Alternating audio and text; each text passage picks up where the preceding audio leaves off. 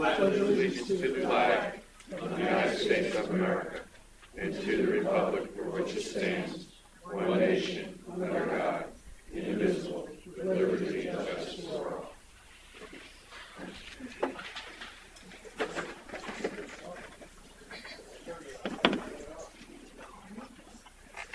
Okay, we have a agenda, working session minutes, special meeting minutes, regular meeting, special meeting, remarks from the President, General Manager's report, Recreation and Parks Committee update, Terry Moore, special presentation, bike trail, Crest Tank, public comments, old business, discussion candidate search process and need to clarify, Dave Stevens, discussion clarification of OPA policy regarding pools, full or empty during the off-season, Dave Stevens.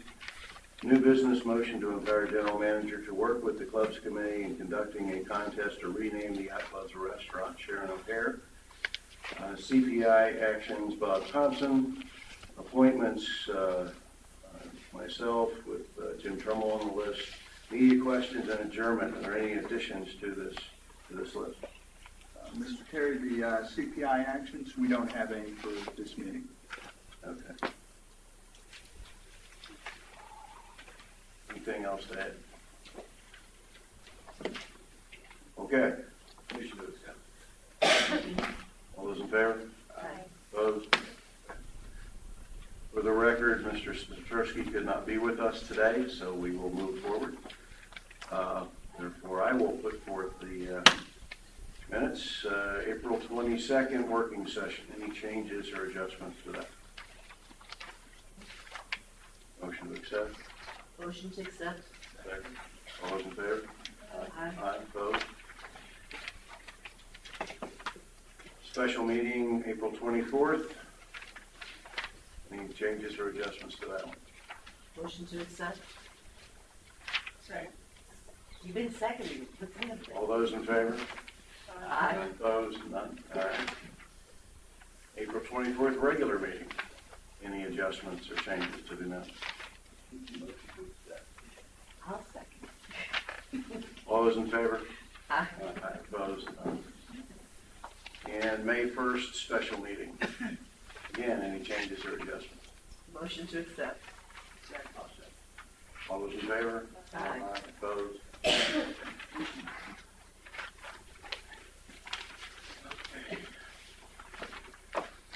I don't have any additional direct comments at this point. I will move right into the general manager's report with Bob Thompson.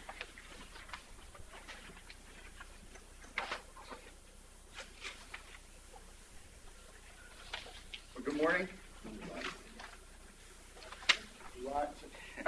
Lot to cover.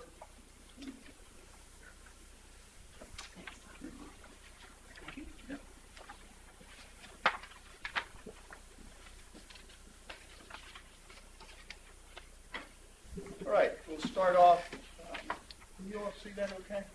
Everybody see that? I know it's a little dark. Okay.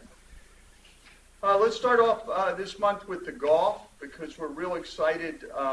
We had a great, we've got some really neat things going on with golf right now. It's good that we can highlight that for a change. We've been through quite a bit of time taking some bumps and bruises on it. I wanted to point out some recent comments that we've heard, which I thought were really neat to share at this board meeting. Former two-time club champion, on and off member since '92, says, in all honesty, the course looks better now than it has in all the years he's been playing here. That's Neil Brown. Ray actually gave us a quote. Robert Trenchstone's masterpiece at Ocean Pines Golf Club is an absolute must-play, challenging and rewarding to all golfers at all levels. It's a shot maker's dream. New Lifetime Members says the course condition that sold him on the idea of making the investment in a lifetime membership. I share these because it's great to have this positive feedback for the first time in a long time with our golf. A couple other things on golf. Buddy says, his comments, the renovations are awesome. The restoration of the greens and enhancements of the bunkers are simply spectacular. OPA knocked it out of the park. So these are all folks that we have a lot of feel good about getting these quotes, feel good about the work. I appreciate the board's support as we went through the golf renovations. I really believe they're starting to pay off. Some of the things, for those who may not have seen it, in this month's Shore Golf magazine, we were on the cover of the magazine and had the center section of the magazine highlighting our course. So anybody who hasn't seen that, it's a great read. Our whole premise is rediscover Ocean Pines Golf because we're real excited about it. That's what we're seeing, or hearing and talking a whole lot about, and people have been very, very excited about it. I wanted to show you, for those of us that don't have, it'll be the next slide, the Comcast. Billy Casper visited this week. Billy Casper is one of the I see Sharon smiling. She had the opportunity to meet him.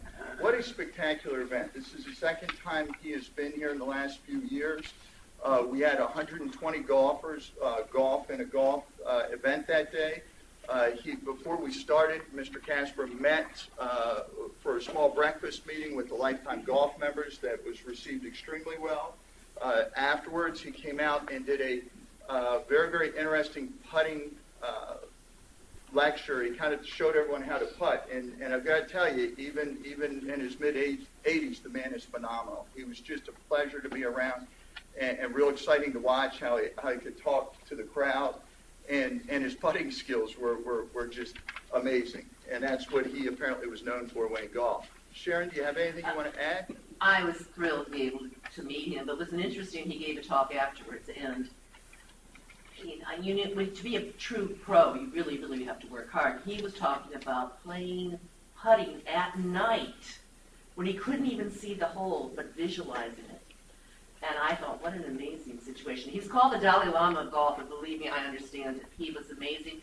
But more important, as wonderful as he was, everybody there was having a ball. I mean, I talked to so many of the golfers.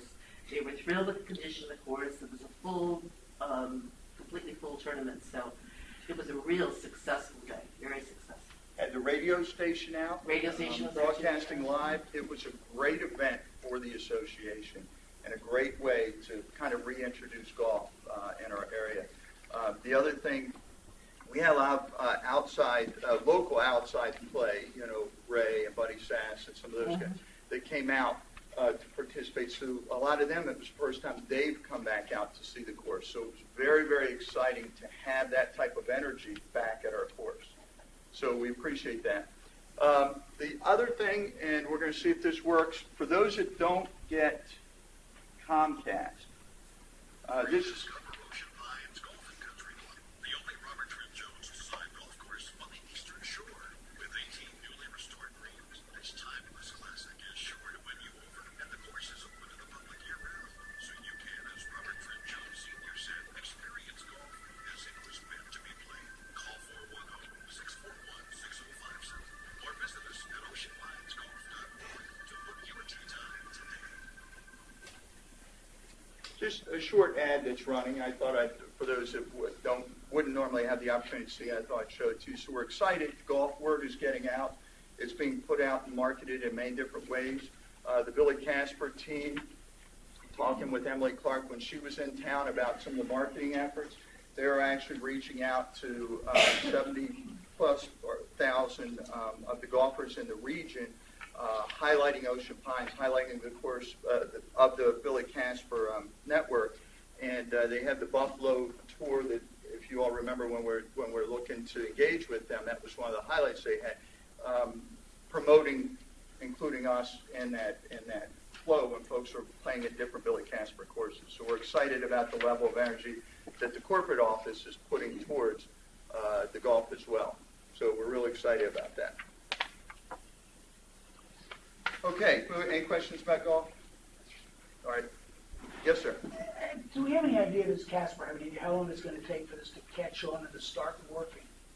I mean, the reason I ask, it's Memorial Day weekend, the golf course is virtually empty this morning.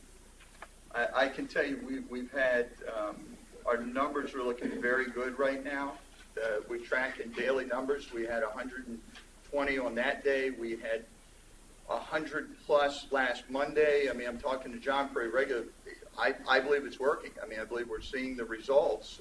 The rounds are actually up right now. We're certainly higher than last year. It's a little hard to say because May, as you know, we were closed last year. So May's obviously going to be higher, but June's a lot higher than last year's June. So we are tracking. I mean, we're looking at the numbers every day. Okay. Project timeline. This is a big one that I want to go through the flow of where things are with the yacht club, the pool, and with the marina. Okay, let's go down the pool timeline. One of the things I've been asked about is to kind of give a real detailed breakdown of where we are with the pool and with the fuel. Okay, and that's so I thought I'd break it into the steps and the dates of what has occurred so far. Okay, following our execution of the actual prime contract with Harkins, we came right behind that approximately a week, 8 days later, and signed the pool contract, or a change order inclusive of the pool contract. That happened on March 1st. On March 4th, Harkins actually released the pool subcontractor to start the drawings, the engineering, everything that needed to be done to get submitted, not only through Harkins and AWB to make sure, yes? If you don't want me to interrupt, I won't, but I mean, I'm trying to relay back to this. And how come I'm showing as of January 23rd, the pool installation was gonna start 3/1. I mean, that's a major delay. I wonder what happened, what caused the difference between January 23rd and March 1? How about if I give you all the updated Gantt chart? I was going to wait till the end to do it, but I'll go ahead and share this as I promised I would and as I was requested to have.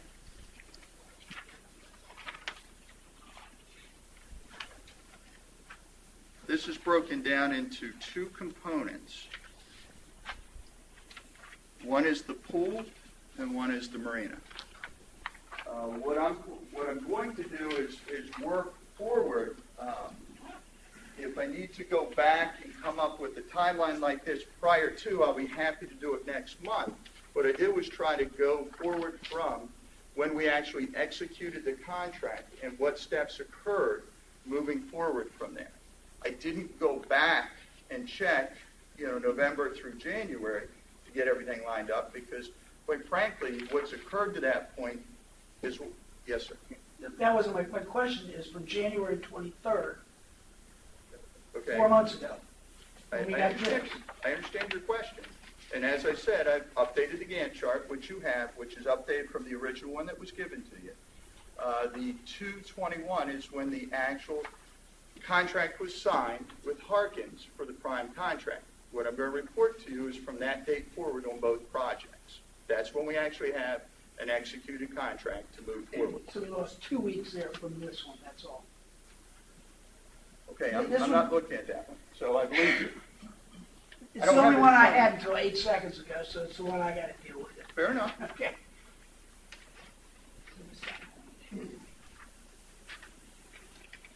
So for the purposes of moving forward and discussing any of these projects, be the yacht club, the fuel movement, the pool building, or anything, we're now going to be using this new Gantt chart, which starts with when we actually signed the contract with the contractor, Yes, sir.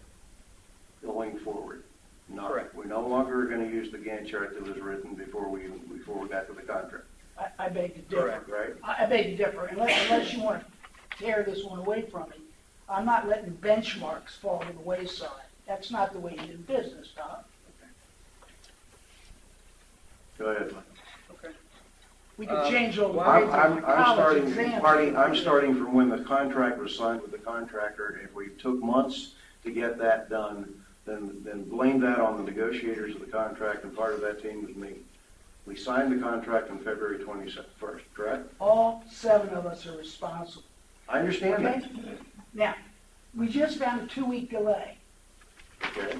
Okay? On that chart. I want to know where the other 9 weeks, or whatever it is, we're 93 days behind schedule today. Okay, let's just get working through this so we can And if we're constantly gonna go back to a chart that was done before we even signed the contract. I think we need You may to, be since comfortable, I may this be board voted to accept a $630,000 no-bid contract based on this, That is true. okay? That is So it's true. not going away. We're gonna find out what happened. Well, then let's find out what happened.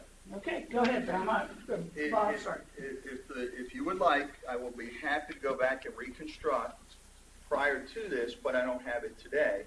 I'll be happy to bring it at next month's board meeting, much like I'm about to give you from contract forward, because I didn't, If I may, I'll just address the rest of the board, Bob. yes, sir. I don't think that can wait till next month's board meeting. I don't It think- absolutely can't. Why don't we just, Why? for not looking, just call me when the pool opens. I mean, the difficulty with this is, and this is a standing difficulty for, the last 3 years, is get it today. Okay, get it today. No chance to look at how it changed from what it was before, we get it today, and we're supposed to be able to, look at this and pick it up and study it. I mean, do you think that's reasonable, Bob? I think what's reasonable is I asked Bob Thompson to come to this meeting and put together a timeline that explains where we are on all these projects, and that's what I asked him to do. Okay. Whether or not the Gantt chart was given out in advance of the meeting or not, and whether that was good or not, the facts are, Bob, I want you to present the timeline so we know where we are. And as an equal board member, I'm now asking, what happened? Okay. What happened? If you can't answer the question, tell us you can't answer the question. Nobody knows what happened. And now the board of directors doesn't know what happened either. By the way, it's our duty to know what happened. I'd like to. Everybody's got a free chance to say what they want to say, and they've said it. I would like Bob to continue with what he's presenting for everybody. Okay, thank you. Again, we'll start at the beginning, just to make it simple. 1 March, so I don't lose where I am. 1 March, change order executed. That change order was actually moved forward with the pool contractor. By 4 March, and that was with us and the Harkins. 4 March, they actually had worked with the subcontractor to start the construction drawings for review and submittal. Between 4 March and April 10, drawings were prepared by Parish Pools, which was the subcontractor. They went through the review process with AWB Engineers, which is the engineering firm that developed the entire project, along with Harkins, because obviously Harkins will be back, doing the paver work right up to the pool. So making sure all that was coordinated to make sure everything matched up. In addition to that, all the mechanicals, drawings, everything were accomplished. And again, they were all reviewed between the 3 parties, the subcontractor being Parish Pools, Harkins, and AWB. Okay, on March 18th, pool demo permit was applied for. Along with, same time, the pool equipment room permit was applied for. Okay, they're applied for through the county. March 27th, the demo permit for the pool was issued. 1 April, the pool equipment room permit was issued. As you can see by the timeline there, the county was very responsive, had a couple questions, no issue with that. Moving forward, 16 May, we received comments, we being when I say we, the subcontractor and our prime contractor received comments back from the state about the permit that was applied. When that occurred, the comments were then responded to and hand-delivered back to the state on 22 May. And where we stand today is we're currently waiting for the final approval from the state on the contract. Hold on a minute. From these dates from the previous slide, and it said pool demo, okay, that was applied for. Equipment room permit, which one of these, when did the state get the application for the pool? The state received the application for the pool, Tom, on, hang on, I have that written down for you. Maybe. I want to tell you, 10 April is what I want to tell you, but I'll double check, I'll get you that information. I have it written down. 12 April. It was 12 April. I'm trying to think off the top of my head. It was 12 April. It was hand-delivered to the state agency in Baltimore to approve the contract, or submitting for the pool. Yes, sir. This says we got a pool demolition permit on the 27th of March. Are you sure of that? The reason I asked, the pool was long gone by the 27th of March. I could go back and check. I went through all the permits and when they were issued. Okay. And these I mean, are- I you went might- with the contractor on it. If we were ahead of permit and didn't get caught, God bless America. But the pool was gone by the 27th of March. I've checked my photos, but pretty sure. And so the timeline is April 12th to May 16th. Mhm. Over a It was month. either April 10th or 12th. I 10th or I 12th. want to tell you the 12th, and I can double check that before we end the meeting. Sounds right. You went to the county with the permit 10. And that was the same time it was hand delivered to the state. Makes sense. So the state, okay. I'm just doing another state timeline down the side of my page here. For future reference, that guy's here in Worcester County every Tuesday, save you some gas. I didn't do a parish pool, drove it up. Well, they wouldn't know. Okay. Okay? All right, so that's where we stand with the pool. Everything's ready to go. If you go out and No, look. we're not ready to move forward yet. I'm sorry. That's the end of the state timeline. We applied for this application to build this pool on April 10th or 12th, Correct. and we're still sitting here waiting for the state to approve this thing. And we decided to build exactly the same pool, same size, same shape, same footprint, same everything. Maybe the coating on the pool is different. Well, we went from 10-foot depth to 6-foot depth. So we're building less of a deep pool than we had before. Yes, sir, same Not footprint. deeper. Correct. What were their questions that they were asking about? Do you have any I don't idea? No, sir. Do we have any idea what their holdup is? I will- The state.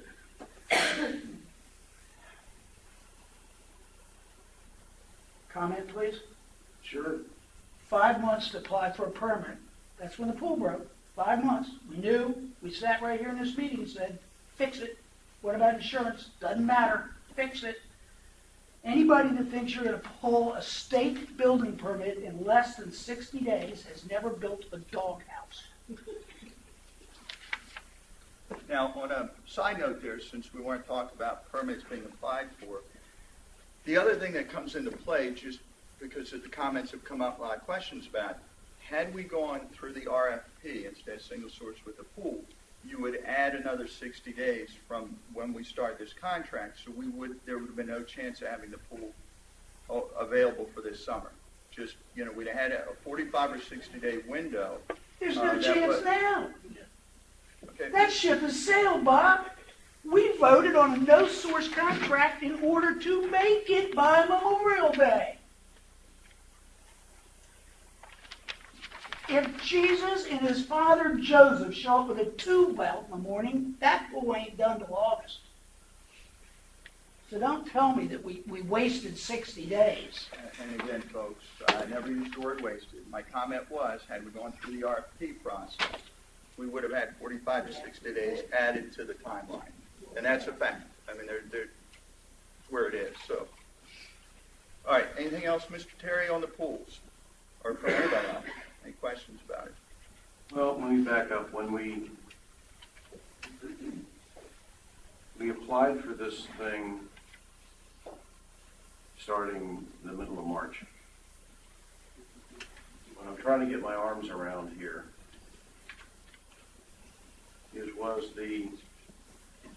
as I remember it, the pool ended up getting included into the total campus work Yes, sir. and the approval of the whole footprint of the work site, as Correct. opposed to the pool having its own separate work site and separate approvals from the county and all of that, right? Correct. So did that have an effect on why we didn't apply for a pool permit earlier? Was there any effect on that, or was Well, it? when you say in effect, keep in mind, there was that window of 3 to 4 weeks where, and I'll back up a slide, or 2 slides, where the work had to be coordinated okay, from 4 March to April 10th, there's a time window then where they're coordinating the pool, the pump room, the paver work, everything. So yes, there is, when you're coordinating between 3 different groups, not counting state or county yet, just between the 3 different contractors, yes, that does take time.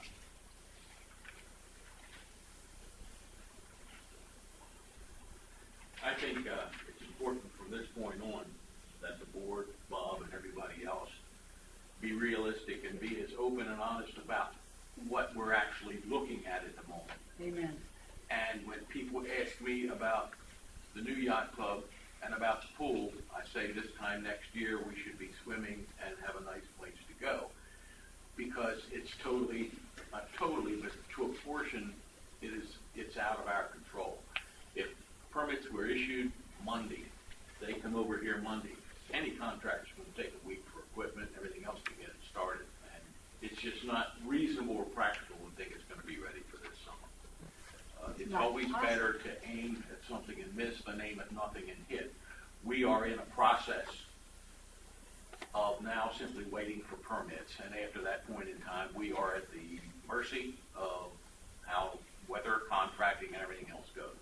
So I personally think that this time next year we'll have our things that we've been working on for 6 years done. Well, that's where I was going next, Ray. Thank you. I was out of town on business. I was not at the public meeting, but it's my understanding that there was a date of July 4th thrown out there as being when this pool might be ready. Where did that date come from? Talking with Parish Pools and with Harkins in the last 2 weeks, obviously quite a bit about where we stand with the pools and the marina. And I said this at the meeting very clearly, very optimistically. They're telling me 30 to 40 days. They're going to really try hard to get us in. Now, it's what they're sharing with me. Now, there's 2 things I can do, is I can either share the accurate information when I get it of what they're telling me, or I can come up with my own time frame, my own dates. I pretty much try to share with you what I'm hearing directly from the contractors and the ongoing conversations we have with them. They are targeting everything they can with their resources to get us in there by July 4th weekend, if at all possible. All I can do is give you the updates of what they've shared with me. Now, is it tight? Is it a challenge? Absolutely. But as I said on Tuesday or Wednesday night when we had the meeting, this is what they're sharing that they're going to try to do for us. There's no promise. I mean, we thought from the state approval, because it was the same pool, same place, same location, everyone was fairly confident that would get approved quicker. And again, we're still sitting 5 weeks later waiting for that. Well, it's full disclosure. As I said to you yesterday, I'm not putting forth July 4th as the date for this pool. Until I have a permit in my hand, I'm not putting any timeline on this thing. Yeah, I'm starting, I heard the July 4th thing, but now I'm looking at this, which is your latest projection on when things are going to happen and when it's going to be completed. Yes. Okay. Now, what this says, the last date that I can find on this is finished site work on 7/22. For the pool, correct. For the That's pool. worst case scenario. Yes, sir. Okay, now you're saying that July 4th, that you said the other night, was best case scenario, and that 7/22 is the worst case scenario. Correct. That's the window that they've given us. The July 4th, if they have permits by they were hoping today, yesterday or Tuesday, they're prepared to get started right away. If the permits continue to be delayed, it obviously delays the window. The expectation is that they won't be delayed past the end of next week, because you're looking at 6 or 7 weeks. We've already had feedback with them, follow-up information, we being the subcontractor. So the feeling is it's coming in a very short period of time. So when I updated the Gantt chart, we made sure that we added a week or 2 on the far end to make sure we were conservative on that chart. Okay, so I kind of like to keep in my head the things that are on paper, because that way when I look at them again. Sure, you'll get a chart every month. You may have to throw that one away. Well, Question. I'm guessing, I'm not quite through, I have one more question. Okay. The 7/22 date says finished site work. Are there not inspections and permits and so forth, whatever, that have to follow that? Yes, sir. So that's not the day, 7/22 isn't the day you go splash in the pool, that would be sometime later. I don't know, week, month. Again, multiple weeks. So in other words, I mean, in looking at this, so I mean, this is, you know, based on, you know, how the same logic that you prepared the chart. If you look at it, you know, reasonably mid-August is mid-August, which, you know, I think it's reasonable to say is summer's gone, pretty much. correct.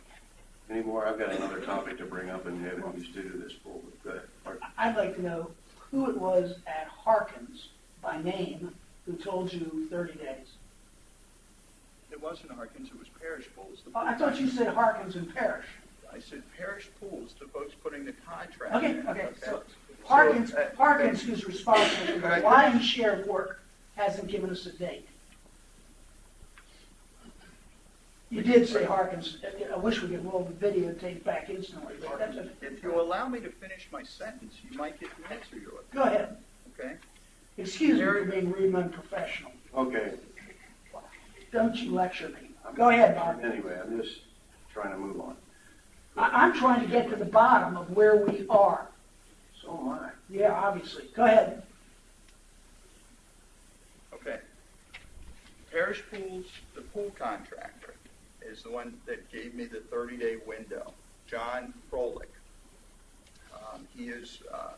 He's the local person we're dealing with. I have a report I'm going to give you with his contact information. Randy Swift, who's the project manager on site for Harkins, is the one. That's why I told you 30 to 40-day window there, because they have to finish buttoning up the additional work. So Mr. Stevens picked up on the Gantt chart, the additional site work.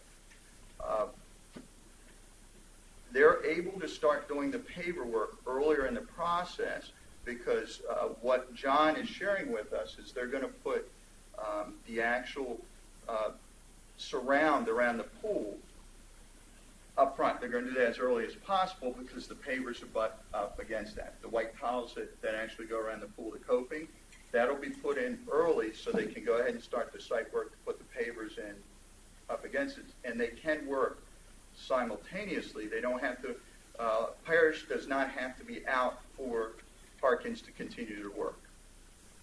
So that it was a combination between Harkins and Parish when I said 30 to 40 days.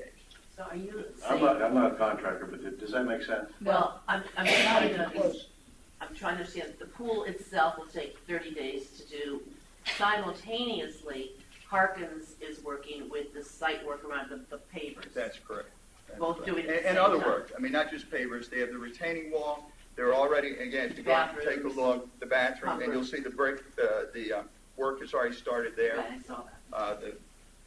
So that's already underway. Has Harkins subscribed to this Gantt chart? Yeah, we're using the dates they gave us. And that was Randy Swift. Randy Randy. Swift. He's the on-site project manager. He should be talking to his boss, because his boss is not going to like this. Well, actually, Mr. Clark, Don Smith is his boss. I'm talking about George. Again, George is Don's boss. Yeah. Okay. All right. Any other questions on this? Yeah, on the pool. On that, anything else on this moving timeline? Time frame, no, but are you going to talk about adult? Go ahead, that's where I was Okay, going. Go ahead. Go ahead. This is your committee. Yeah, well, one of the questions out there, Bob, obviously, and a lot of us have been approached about this, but there were folks that, obviously, that was our adult pool. We're obviously, I mean, at least from what I can see, we're not going to have it by July 4th.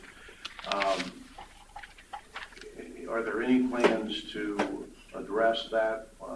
Where are we in having a facility for adult swimming, or where are we with that? Yeah. I mean, I realize there's been a delay in getting to this, and we thought it was already going to be built. So what can we do, and what's your thoughts on, what's your plans on that? Sure. Good question. Tom Perry, our quadrant director, and I have been talking a lot about this. We don't have an intent to close one of the other pools and say, adult only. One of the reasons with the yacht club, with the alcohol, with everything there, that's just been identified as the adult pool for many, many years. We don't have an intent to limit other use of the other pools. Now, obviously, the board can override that and say, no, we want to make Mumford's the adult pool or whatever pool. There are some options, though, for those that like lap swim, those that want to participate without children. A lot of our pools are, open at 7 in the morning, and there's some time frame between 7 and 9, and there's an extended one at the sports court where the lap lanes are available. Typically, there are not kids there, so if an adult wants to go and use the pool without having children or others around, they could do so. So we didn't feel it was necessary to exclude, or make one of the other pools exclusive to a certain category. Are there lap pools always open in all the pools? Not at all the pools, and I don't have all the information. I know not the the majority of the beach, I pools. didn't mean the beach, but I'm Okay, talking or about. Mumford's. They're Mumford's does not have a lap. Okay, so not a it's dedicated, but only sports the court, swim racket. swim and racket, and typically yacht club and 3 they'll have 1 or 2 lap lanes, even when other classes are going on, that remain lap lanes for those that want to come and get their exercise in. Is it possible, because there are a lot of lap swimmers, is it possible to have 2 lanes for lap over at the swim and racket to take care of the? If we need it, we could, sure. Okay. Yeah. Well, in analyzing this, what potential option was there to re-identify? And the people I've talked to aren't talking about just lap swimming in the morning. They're talking about the whole pool. Well, I think people lap swim all day long. Right. It's not just. So it's not just a morning thing. And I'm looking for a potential solution that may have been rejected for, if we were to name a pool an adult pool, which would then exclude children, is there even one we could do that with? Going down, I mean, looking at 2 heads going, no, you There's put your hand up. there's one outdoor pool, the swim and racket club, and to not let the children have a pool in the summer open in Ocean Pines outdoor, I can't envision it. I wouldn't be in favor of that. I think this is going to be the transition year, and we big people are just going to have to deal with it. There you go. And I'm a swimmer, and I'm a lap swimmer, and I use the yacht club all the time, and I've come to that conclusion. Okay. That's why I'm asking, can we have 2 laps, perhaps, 2 lap lanes at the pool? Yes. To accommodate, because there are a lot of swimmers out there. Just make a quick comment. A lot of the people, especially ladies from over to Yacht Club, ask me, what are we going to do this summer? And I said, you're going to stay dry. And they laugh about it. I said, we're in a major process of rebuilding a huge area. And there are going to be inconveniences. So this summer you might have to swim with kids for a little while. They laugh about it. I haven't had a single person be really upset that there's not going to be an upset because they know people understand what's going on with all the paperwork. Now, I have received one late last night from an individual that uses that pool exclusively, and she would like a refund of this year's membership fee because she thought the pool would be open. And it's our intent, unless the board overrides that, it's our intent to go ahead and refund that because Absolutely. that's the pool that she would, so if anybody came and asked for that, we would go ahead and refund their money, and they just wouldn't have a pool membership. I haven't had as many complaints about the pool not being open as I've had about not knowing when it's going to open. That's been the major complaint. And I think we've been part of the giant BS, and it's got to stop. We got to tell people this pool's not going to be open. And let's just say it's not going to be open this summer. If it opens in August, it opens in August. Right. But let's go on the record, guys. This is a board, you can do as you please. But I'm going on the record is a minority of the board saying we're not going to be open. Make that a motion. I'll second it. I don't want to make an emotion because then we've just given Harkins and Parrish the summer off.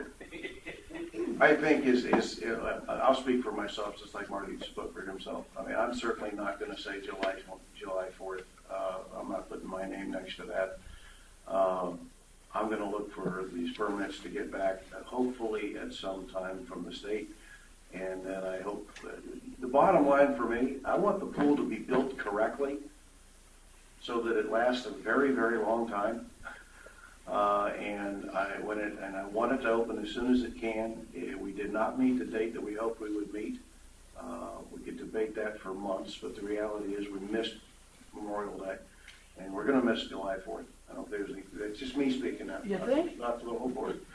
And if it opens before, we get to the end of August, we'll have the pool. But I do think we do need to have a motion to authorize the refunding because that's a policy change in something that big. I think we need to get behind that decision that Bob just talked about. If he's We gonna have do a that. policy of screwing our customers. I didn't read it. If we're not gonna have the pool open and people want their money back, I don't know why it would even have to be mentioned. Just write them a check. Do we Well, have a non-refundable? Well, because the reality is you're No, not we don't buying a have that. membership just to that pool. Many are. Well, that's how they're using it. I'm just trying to be I'm supporting the motion. I don't think it do needs it. to be a motion. I think you just Bob just have, says they don't have that policy of non-refundable. I mean, if something like this comes up. it's his flexibility. I would Yeah. All right, as long as I- we're I all do have- supportive of what he's doing, I'm good. Absolutely. All right, Dave, you had your hand up. Yeah, I mean, I don't know what he's doing, so I can't support it. Bob said he had one request for a refund, and he said he was inclined to refund it, and I support That's what that. he's doing. I'll support that part, but how does that translate to anybody else? I just wanted to interject too, the one thing, that, you talk about what he said Wednesday night, Wednesday night, you talk about, a new Gantt chart, and well, maybe that's not quite, but, the issue that's really, hurtful is that when you say something like that, people are in the midst of coming in, paying money to get their pool membership.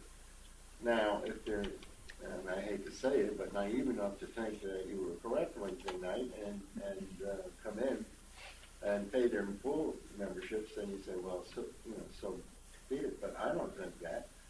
I think that when you're saying something that's going to influence people's decision to spend money, you have to have a pretty good idea of what you're going to do, if in fact you're wrong.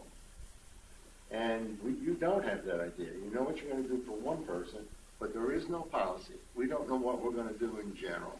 Tom is trying to stab at it there, but I'll tell you what, coming up with a policy between us right now, not knowing when the pools are even going to be empty, I mean, that's not any way to generate a policy, for sure. I mean, I think for an example, if I make a motion that all pool membership monies be refunded to everybody who put them in, how will you all go with that?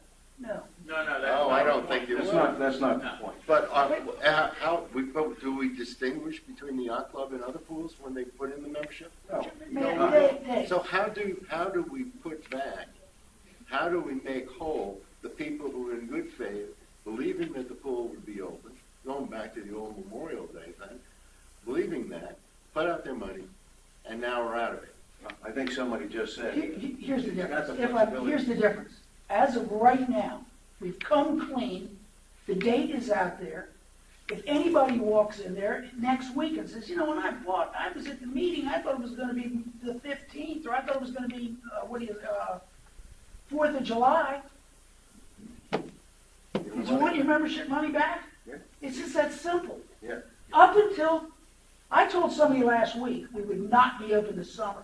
They called me Thursday and said, well, you're wrong. Bob Thompson said last night, 4th of July. If they bought a membership, gotta give them their money back. Yeah, I think that's what Bob is talking about doing, and I'm just simply asking the question in the sense of the board, do they feel we need to pass a motion to be in support of that? I think we've had enough discussion here do not at have- this point to say, obviously, we're in support of you treating our customers respectfully and fairly, and just keep moving. Is there anything else on the pool? Yes, before we there's go? one other thing I want to bring up with the pool, not about this. There's two things I'd like you to look into further, Bob. A cover for the brand new pool, which I have attended the aquatics meetings, and specified several times. Let me be specific, though. When you say cover, you don't mean the roof cover. No, I don't mean a roof cover. I'm talking about plastic tarpaulin. Wanted to nail that No, down. I'm sorry, I apologize. But yes, okay, and the other thing Where is. my heart starts again. Oh, the other thing is they highly endorse the using of the salt, was it? I think it's salt process for the chemicals. So I'd like us to look at both of those because that's very much a recommendation of the Aquatics Committee and it gets might get the cost. But I think the pool cover is so important for safety reasons, number one, and for number two, to keep the keeping the length of the pool lasting longer because of this diamond pipe finish that we have on it. So I'd like you to look into that, please. What about the fuel regulation, Todd? That's next. Put on the fuel. Yeah. All right, let's go with the fuel relocation timeline. All right, starting 7th February, I back up to when these items were first discussed. Meeting with Harkins and AWB to conduct the final scope of work, check and review the contract, drawings, that type of thing. They were done before it was presented to the board for final approval. Again, 21 February, we executed the contract with Harkins, told them we're going to proceed. 18 March, we asked for an update from Harkins on the permit status for all the permits. All submittals in process, except they didn't have it. They didn't have the final. They didn't have any submission information from the subcontractor handling the marina move. Understand that the yacht club building, the pavers, that's all Harkins. The pool, as a specialty item, is a subcontractor. The marina, moving of the tanks, specialty contractor. Okay? So at that point, we didn't have any good information on when they submitted, what was occurring with those. Come back 25 March, the following week, we required a meeting with Harkins and the subcontractor so we can understand where we are, because everything else we had a good timeline on. That was the one we couldn't find any additional information on. We didn't know when it was submitted, didn't know what was going on with the contractor, wasn't sure what the status was going to be. So that was the 25 March meeting.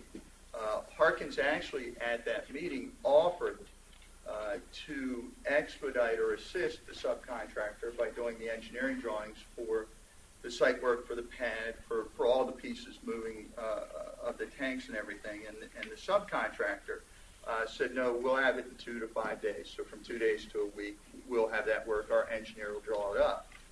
So following that and going through all those pieces, everyone said, okay, that makes sense to us. We keep moving forward.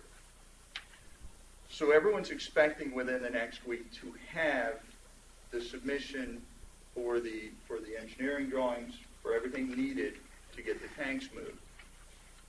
Several weeks more go by, no drawings, nothing's been submitted to the county or the state for the next couple of weeks. By the third week, finally, the information gets submitted for approval. County has reviewed it by 15 April. They're ready to do the permit. No issue with the county. However, we still didn't have the state approval for the permit.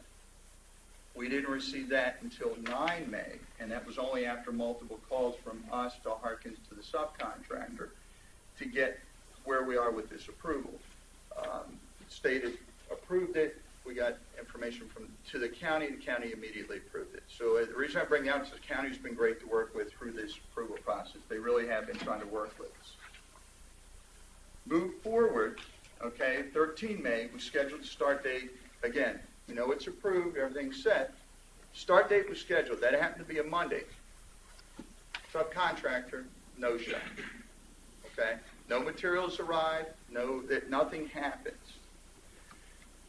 Well, obviously the flags go up on that point. We're already delayed, we're getting a lot of calls about when the fuel's going to start. We were expecting work to start a couple weeks prior, and it hadn't.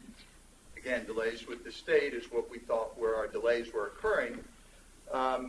Came back at it, subcontractor, there was an illness that occurred with the primary that was supposed to be running the job, and the secondary person that was supposed to step in and run the job, had something else come up, couldn't be there. Well, now you start to scratch your head and go, wait a minute, where's the issue? Excuse after excuse, and we're not getting the information. They scheduled to come out the following Monday, which was 20 May. Again, I go out about 9:30 that morning, talk to Randy, still no subcontractor on site. Okay?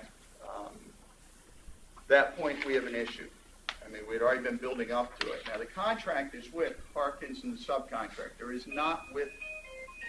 is not with us, okay? But we're trying to follow up. We're tracking everything, trying to see where things are. Well, at this point, obviously, we have some grave concerns about the contractor, despite everything that's been said, at least in the few meetings that we've participated with the subcontractor. Harkins had ongoing conversations, and nothing was materializing. I asked them to provide additional information. So Harkins set up with the subcontractor a conference call and allowed us to participate. From a standpoint, the participation from our end was if we had any questions and to hear the conference call between the primary contractor, Harkins, and the subcontractor. So we were just there basically to listen. Went through that call. I've got to tell you, when we hung the phone up, I was even less encouraged by the phone call. There was a lot of disconnect between the Harkins and the subcontractor at that point. You couldn't make heads or tails of what was actually. What date are we talking about? 21 May. And who was the subcontractor? I'd rather not say it's a contractual matter between Harkins and their sub. I don't think it's right for me to give details. And then I just, if you want it offline, Offline, I'll be happy to tell you. before I leave today? If you are, again, I don't think it's appropriate for me to talk about a That's third-party fine. contract. I would like it before I leave today. Okay, move forward. Same day, and a week or so prior, talking with Don, where we're having a lot of concerns, things weren't being submitted, very uncomfortable, asked them to explore some other opportunities as a backup plan. Well, they had. When the original contractor didn't show the 2 Mondays in a row, and we were already 3 weeks behind on the submissions and everything, they set up an alternative meeting with another subcontractor that could perform the work. They met with them. When I say they, it was the Harkins, it was Don and Randy, our Jerry from our side of the house, Eddie from Public Works, Jerry Aveda, our facilities. They all met with them on site, went over the scope, made sure everything was straight. And then they actually came to my office so I could meet the subcontractor, so I could understand firsthand from that group what they thought we ought to do moving forward. Long and short of it, by the next day, we did receive, and an item that we were waiting on were these cradles for the new, or when we move the tanks. They said that the cradles, they mount them to the concrete pad, which, by the way, is already poured and the foundation work's done and the concrete. So Harkins is moving on their side of it. In the meantime, one thing does arrive, and it's 2.5 weeks behind when we were told they'd be here, but these cradles to hold the tanks, because the cradles, when they probe them, are all rusted out under the tanks. So they're on site. So Harkins, on the 22nd, terminated the relationship they had with the subcontractor and is engaged with another subcontractor to perform the work. They'll be paying whatever they do with the subcontractor, the first one, for any of the work, i.e. ordering the cradles, because they deserve that. And that's between them. That's not our thing. So what is supposed to happen now is Monday, Tuesday. Monday's a holiday. Tuesday, the new subcontractor is supposed to be on site starting the work. Went out and looked Thursday afternoon, and trenching was already being performed, and some additional utility work, which was supposed to be under the original contractor's purview, had not been done. Harkins actually stepped in, did the trenching, had their electricians start doing some of the work to connect what they need to do for the electrical side of the house. So we actually started to see movement as soon as the one contract or relationship between Harkins and the original contractor was terminated. Immediately the next day work began, which is what was encouraging. So what did the Tuesday, what do you think the length of time would be? for Talking with the new subcontractor, all right, well, I'm going to use from the pool earlier, 2 months. Okay? Just telling you now, 2 months. Now, talking with the subcontractor when he was in my office, he actually called, this is probably the only hang-up, there were 2 pieces that were concern of him. Cradles, which hold the tanks, which we have on site, and the polypropylene piping, it's the specialty piping for the fuel. While we were there, he actually called the manufacturer who has that pipe. 2 weeks is worst case scenario to get the pipe. They'll have all the other work accomplished and ready to lay the pipe and connect, which means the trenching, which has already started. Pretty much when they get this pipe, it's on big rolls. They put the pipe in, make the connections. They'll have all the other work accomplished. So 2 weeks from Tuesday is what the outside. They believe they had some pipe in the warehouse to expedite it, but I certainly don't want to say that. And someone say, well, Bob said 7 days, so 2 to 3 weeks. May I suggest that when we finally get this approval, that we get Teresa to get some ads out in the paper to let people know that it's now open. And When we get the When we get the approval, so that would feel positive, because it's not just Ocean Pines people that use that watch our channel 78. We get a lot of people from Ocean City. So I'd like to see some ads in the paper that now our fuel tanks are open again. What's the inspection process on this after we get the construction done? How much? According to the new contractor, it's somewhat limited, as in not as intensive as what we were led to believe by the first contractor, because it's the same thing. Everything's pretty much the same, except they're moving them from one pad site 60 feet in another direction to the other.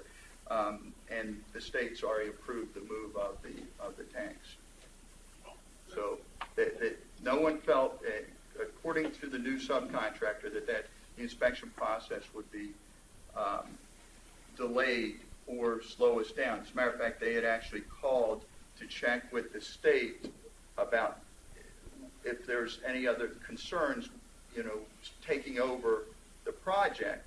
Well, technically, we, Ocean Pines, are the owners of the project. If we choose to have whatever contractor we want to do the work, we're okay. There's no problem through the state with that. Marty? Let's start by saying, I'll take all the blame. It's my fault. Now, help me remember why, when we knew the tanks had been moved 9 months ago, tanks had to be moved 60 feet.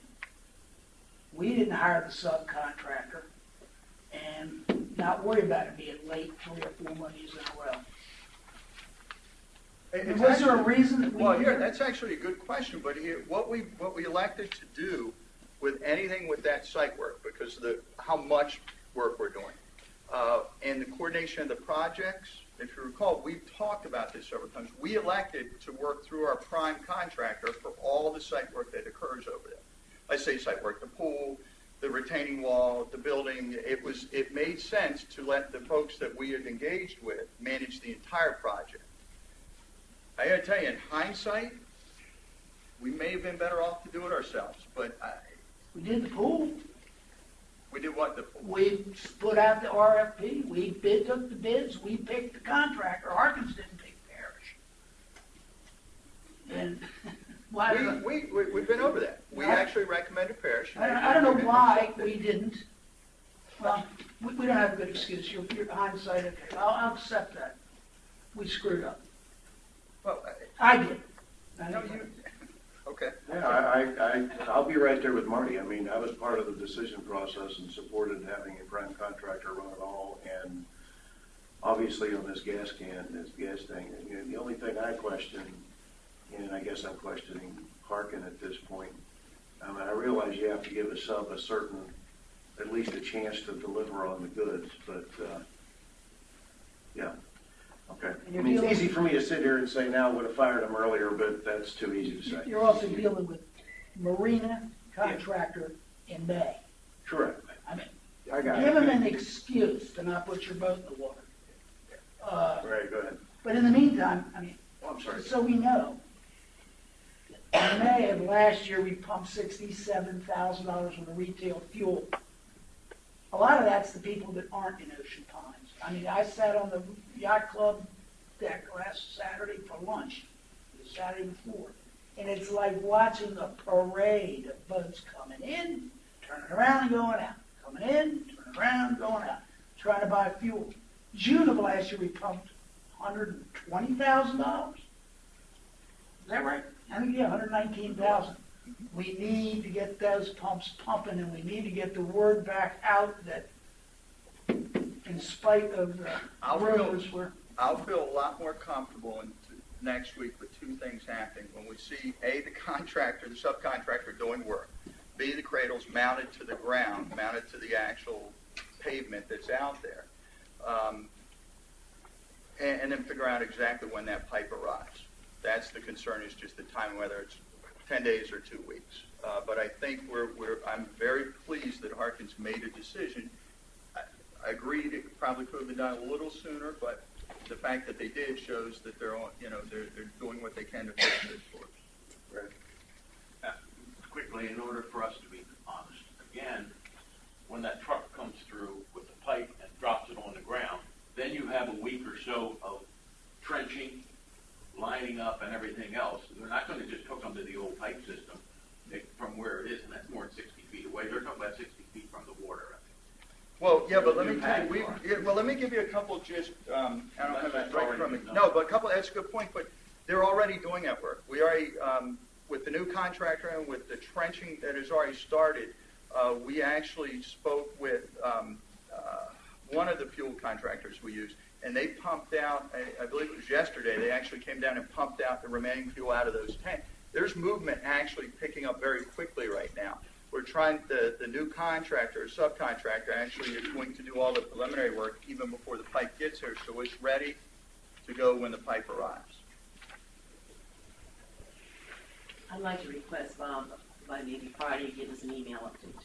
Sure. Thank you. Anything else on the fuel? Other good news? Okay. Yeah, let's go to something a little more fun. I say a little because we're going to see how it goes. Okay, we have the Yacht Club project. When we put it out and the referendum, if you recall, we had green siding, a light green siding, dark green roof, but we said all along, they're not the final colors for the facility. It was just from the rendering so we could get it out there so you could look. Harkins has approached me a week and a half, 2 weeks ago, and asked me, said that we now need to take a strong look at the colors because if you recall, the new pump house that they're building is going to be wrapped, it's going to be married up to the existing showers. That building will be extended, and then what will happen, they'll wrap it with the same type of siding and roof that's going to go on the yacht club, so it all matches up when we're finished. What we did was we got the AWB, Kevin Olin from AWB actually did multiple renderings for us and shared it with us with the different colors. The green is the one we went out with originally. The next color was the blue with the gray siding. And the third primary one was red with a light tan type of siding. The challenge we have is the colors that are here, as anyone knows, when you look at something that either you print off or you bring it up on the computer may differ based on your color settings, on your computer or how the printer actually picks up the color. So what we did was I asked them to actually make up boards of samples of the three primary so we could see firsthand what the actual colors were. And I'm glad we did because the red in particular was a much brighter red on the pictures than it actually is in the sample. And I put the samples out. They're actually the materials that will be used for the building. Now, I've had the boards in my office. I also had the color charts I printed out that show these pictures. I've spoken with approximately 88 people so far. And the reason I can say that is our town hall meeting, we had upwards 65, 70 people. We actually went through a straw poll there. everyone that's been in my office in the last week, I've asked them to pick color, look at the color chart, look at the pictures, look at the samples and pick. I've been talking to anybody that comes in to see me, so that's how I'm keeping a head count to see where we are. Yes, Mr. Clark. Has Nancy Weber signed off? She's in Florida. Ms. Weber has not. I would recommend highly that you have Nancy sign off before you buy the first color. Well, I'm not going to make the final decision because of that, but we do need to make a decision on colors. They'd like to get material ordered as soon as they can. I'm not really sure what scientific way or what way the board would like me to proceed with doing it. The overwhelming color choice that we've received, when I say overwhelming, approximately 70%, and 672, I was doing the calculation late last night, of the 88 people that we have straw polled are come out with the blue with the gray side or taupe side. Now, it's unscientific. It's I don't know how you'd like me. I know this is a big issue because it's the colors, but I just need some direction how you'd like me to make this final decision on colors. You want me to pick the color? I'll pick it based on what I've gotten from the limited feedback we've had. What's the timeline? As quickly as we can, but everything I bring you has to be done yesterday. Bill, we get 8,400 opinions on this. Why don't you pick the color based on what you're trying to do? He just said he doesn't want to do that. Does he Are just you wanna do kidding? it? Fine, I'll pick the color then. I'll pick it. Bob, I think you've done a nice job. Yeah. I was at the meeting on Wednesday, as Marty was, and a few other people, and a few other board members, and I think Dave, you were there also. If blue was your overwhelming decision, I've seen those, and I'd like to make a motion that we use the blue color. That's how they did it here. I can do a quick straw. Do a straw poll in the room. We're gonna have people that can't vote. Right, now some of these are duplicates. Okay. Okay, actually, I like the idea of, ultimately, I think we have the responsibility of representing folks. No question about it. But I also like the idea of, and we have another group of folks here that may or not have been in the public session the other night. I'm going to call a 10-minute recess till 9 minutes, till 10 after 10. And I would like the lights to go on back there, and I would like everybody to go take a look at those boards. And pass around some of these color. That's right, come look at these things. The reality is that this is a decision that has to be made, and within reason, we're going to get as much input as we can. At a town meeting, other folks, this is how we're going to do it. Short of doing a full survey of all the membership, let's have a show of hands, Bob, for each color and see what we got. All right, let's start with the green roof. Who's in favor of a green roof? That's a little. Wow. Thank you, that makes it easy. We're down to 2. Now we can flip a coin. Okay. Red roof. 1, 2, 3, 4. 4 for the red, and 4 for the red roof. Well, it's unsigned, yeah, that may be for a couple. So. All right, so if you voted in the town hall meeting, please don't vote now. So, all right, green got 0. We'll do red one more time. And if you voted at the town hall meeting, please don't vote No, again. go ahead and vote. Let's do it right here. Okay, red was 3. Last color, blue. All right, that's pretty much what was. It's not even close. Can you hold those up while we count? And I'd like to make a motion, please, if I may, that we use, as a result of this meeting and previous meetings you've had and the results that you've done, that we use the blue roof and whatever the other signing stuff is, whatever goes with I'll it. second that motion. Okay, any other discussion? Anybody gonna call Nancy? And put- You are. Now, No. You're gonna call Nancy, you got that job. All right, All in favor? any discussion, I've already called for that, any comments up here, discussion? I'll call the question, all those in favor? Aye, opposed, none? Whoever owns the blue color, 1, Wait okay. a second. I want to take back my, I want to abstain. Okay. Oh, you. You're not running for reelection. All right. I gotta go home to my wife. Moving on. All right, this is just a quick snapshot. I've already handed this out to you. I know it's hard to read, but I put it up here just for don't look over there, Mr. Clark. I know you don't like it anyway, so leave it alone. That's just the update Gantt chart. I just put the same thing that you have in writing. Okay, next item. Let's talk pools. All right, let's start with the yacht club. Couple of things I need to go over, some facts I need to clear up. Pointed out at the town hall meeting, and a mistake I made. November board meeting, I stated the pools were empty.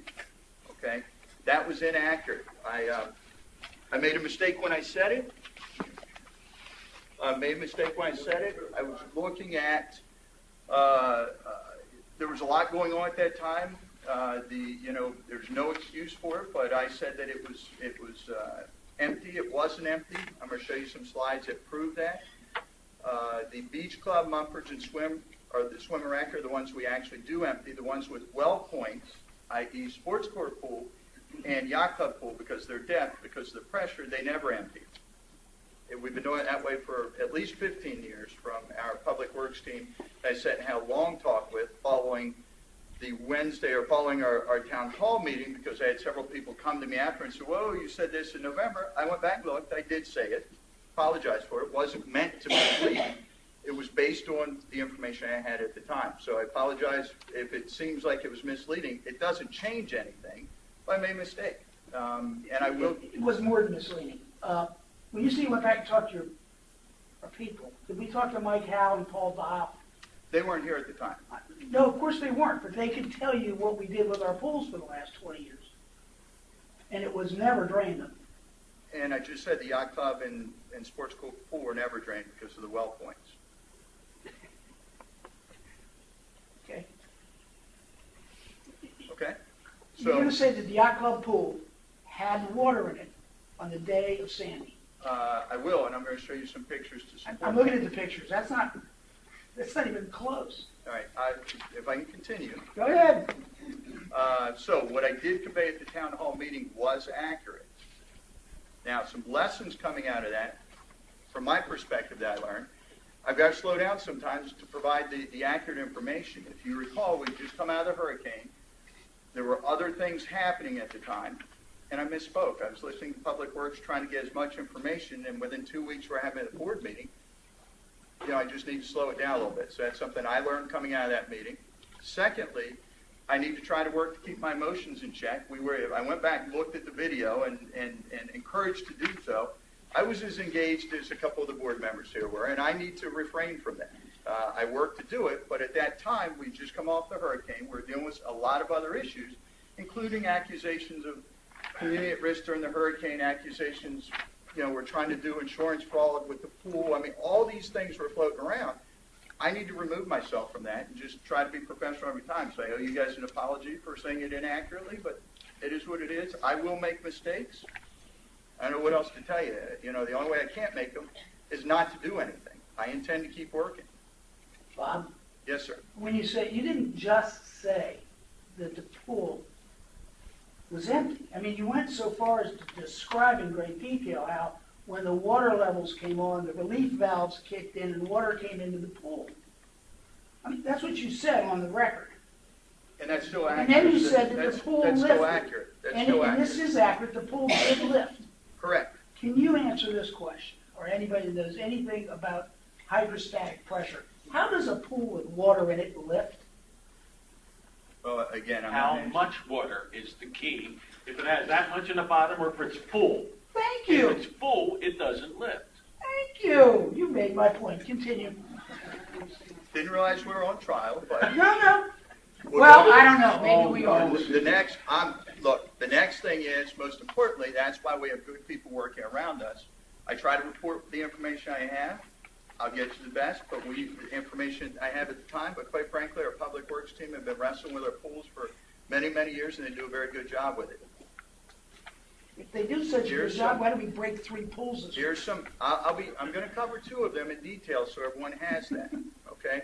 First, this is the day or two within 48 hours after Hurricane Sandy.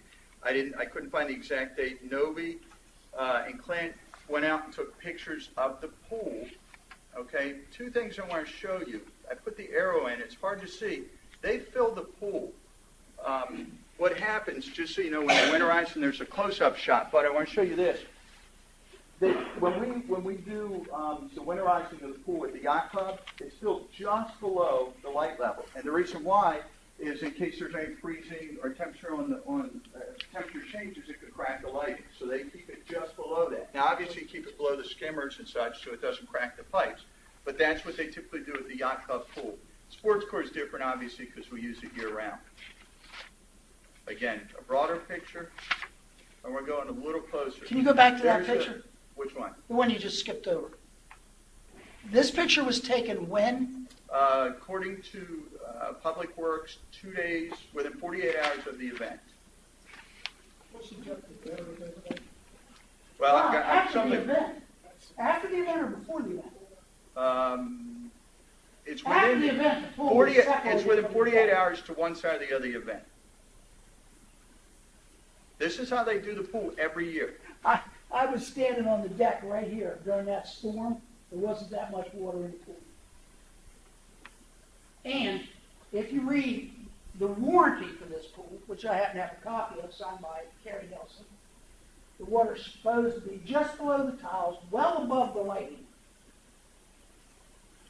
Okay, again, we're going to have opinions. I'm No, gonna no, share this isn't an opinion, it's a fact. You scolded me on November meeting Mr. Clark. that I didn't know what I was talking about. And now you're sitting here saying, well, maybe he did, I was No, so... I never said you knew what you were talking about. That's a What I fact. said You is- would never admit to that because that would mean you were wrong. I've already said I was wrong. What more do you want to hear? I was wrong in what I indicated. You were again. wrong in leaving Yes, the sir. pool empty, not what you told us. I'd like to hear why when you were wrong last November, we're here 6 months later, and now it's coming to light. Of course, we heard it first in a town meeting. Matter of fact, the pools were full. Well, actually, the pools were not full. The pools with well points, the two were I'm full. talking about the yacht club pool. Okay. Only, the yacht club pool. I believe Mr. Terry can attest to the fact, I have spoken to him about it shortly after. Would it be Shortly accurate? after, that would be Were you aware of the fact, November and December. Mr. Terry, were you aware of the fact, for our conversation, that we had water in that pool during the event? That is what you told me, but that was in conflict of what you said in the Correct. meeting, which I raised to you at that point. And when did he tell you that? Was it this weekend or was it No, 6 months No, ago? it was a few months ago that he mentioned that, but I said it was in conflict with what you had said publicly. Well, that picture there proves nothing other than at one time or another there was water in the pool. And again, I'm showing you this because they did measurements at each of the depth levels. The photos aren't date stamped, so they mean nothing. Well, those didn't happen at the time because the pool is separated from the decking After. at Sandy. And Right. I can tell you this, these aren't lying eyes. They're terrible eyes, but I was standing on the deck during that storm, and that pool was empty. And when I consider it empty, I'm looking for it to be just below the tile line, which is what is in our warranty. And you can see in that picture it isn't. Yeah, go ahead, Chair. Hey, Bob, has, I mean, I don't know the history, but has ever anyone in Public Works or anybody consulted with a pool company to find out exactly what you're supposed to do to winterize these pools? We have, and we've received mixed messages on it. So now the other thing, your warranty keeps coming up. If you recall, we had deck replacement. We were looking at other replacement in that pool area 2 years ago that we had on schedule to do. I'm not sure how long that warranty is. I'll certainly be able to look and tell you, but I'm not sure with the hurricane that lifted the pool, it impacts the warranty. What?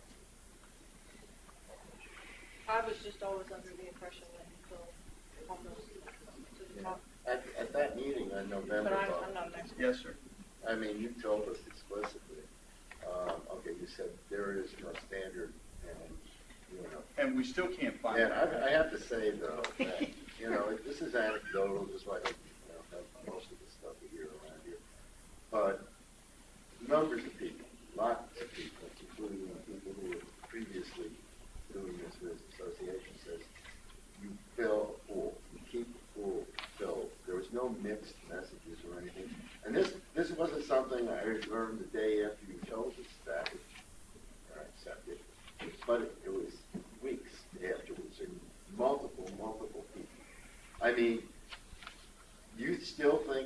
mixed message about whether or not we should keep the pool full during the winter time.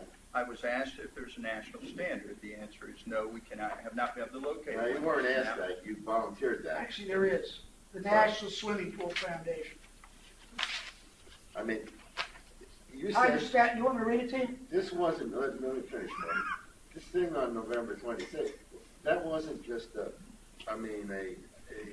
knee-jerk response of being under pressure or anything like that. You told us you did research. It's in the video. You did research into this. And you came to the conclusion that the pool should be empty. But now you're saying, whoops, they really were full, and they should they be full? I mean, do we know what we're doing right now with respect to the pool? I think that's a reasonable question under these circumstances. I'd like to know the answer. I believe we do. Our Public Works team has done the same thing for 15 years on it.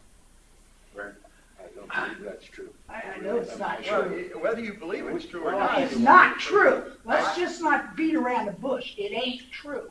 Okay. You have an opinion. Now, I'm sure that nobody will testify to the fact that whatever you told him to say. But I guarantee you that Terry Again. Nelson will tell this room if he's asked, that pool was full. Okay. Sharon, or, When you're talking about there is no national standard, you can find that in your little paper there. Okay, that's fine. That doesn't cover every pool in the country because your major hotels in Ocean City do not keep their water in their pools in winter. We drain ours, and the big hotels up and down the street from it drain ours. So you're right, there is no national standard. It's a matter of how it's personally handled by that particular area or that particular business. I have asked Jerry Aveda, our facility manager, to look in greater detail to come up to see if there's a better way we could be doing this. To date, he has not found a standard, and he does very good with research. To date, he hasn't found a standardized, here's the way it's supposed to be. My concern on a lot of this stuff, Bob, as I told you yesterday, and is, in November, the statement was clearly made that the pool was empty. Within a few hours of last week's meeting, I'm getting phone calls that you have now conflicted with that. My question is, I'm looking at a pool with a water level of whatever it is. My question is, where did that water come from that's in that pool? Where did it come from? Was it in there and stayed there throughout Sandy?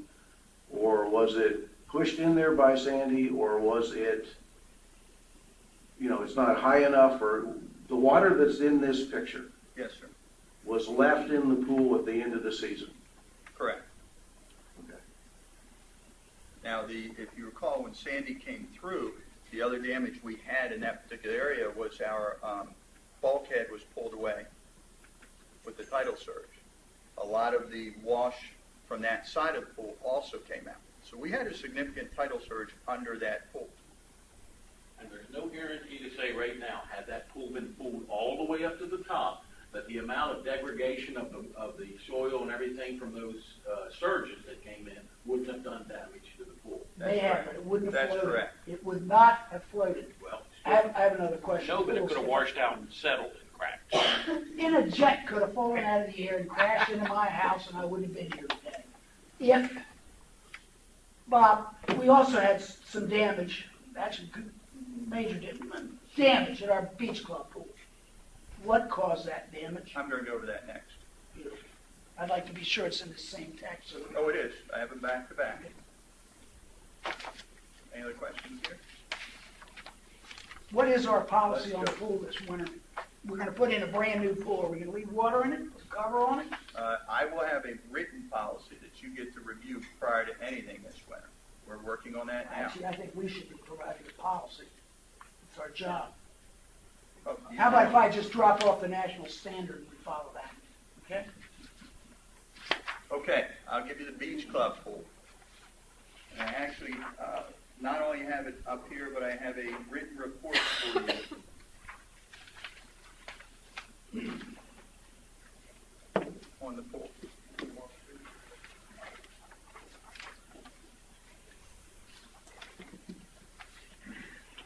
All right, the Beach Club pool, we actually filled the pool, and I'll go over this. You're welcome. We actually filled the pool for the season. When we filled the pool, came back the next day, we cleaned it and did all the steps, and I'll give you the steps, and they're in the back of the report. Make sure I'm starting with the same starting point. In this particular pool, you do drain it Yes, for the winter. So when you say fill it, it's yes, clean. not drain and fill, it's Correct. empty when we Correct. start the process. Correct.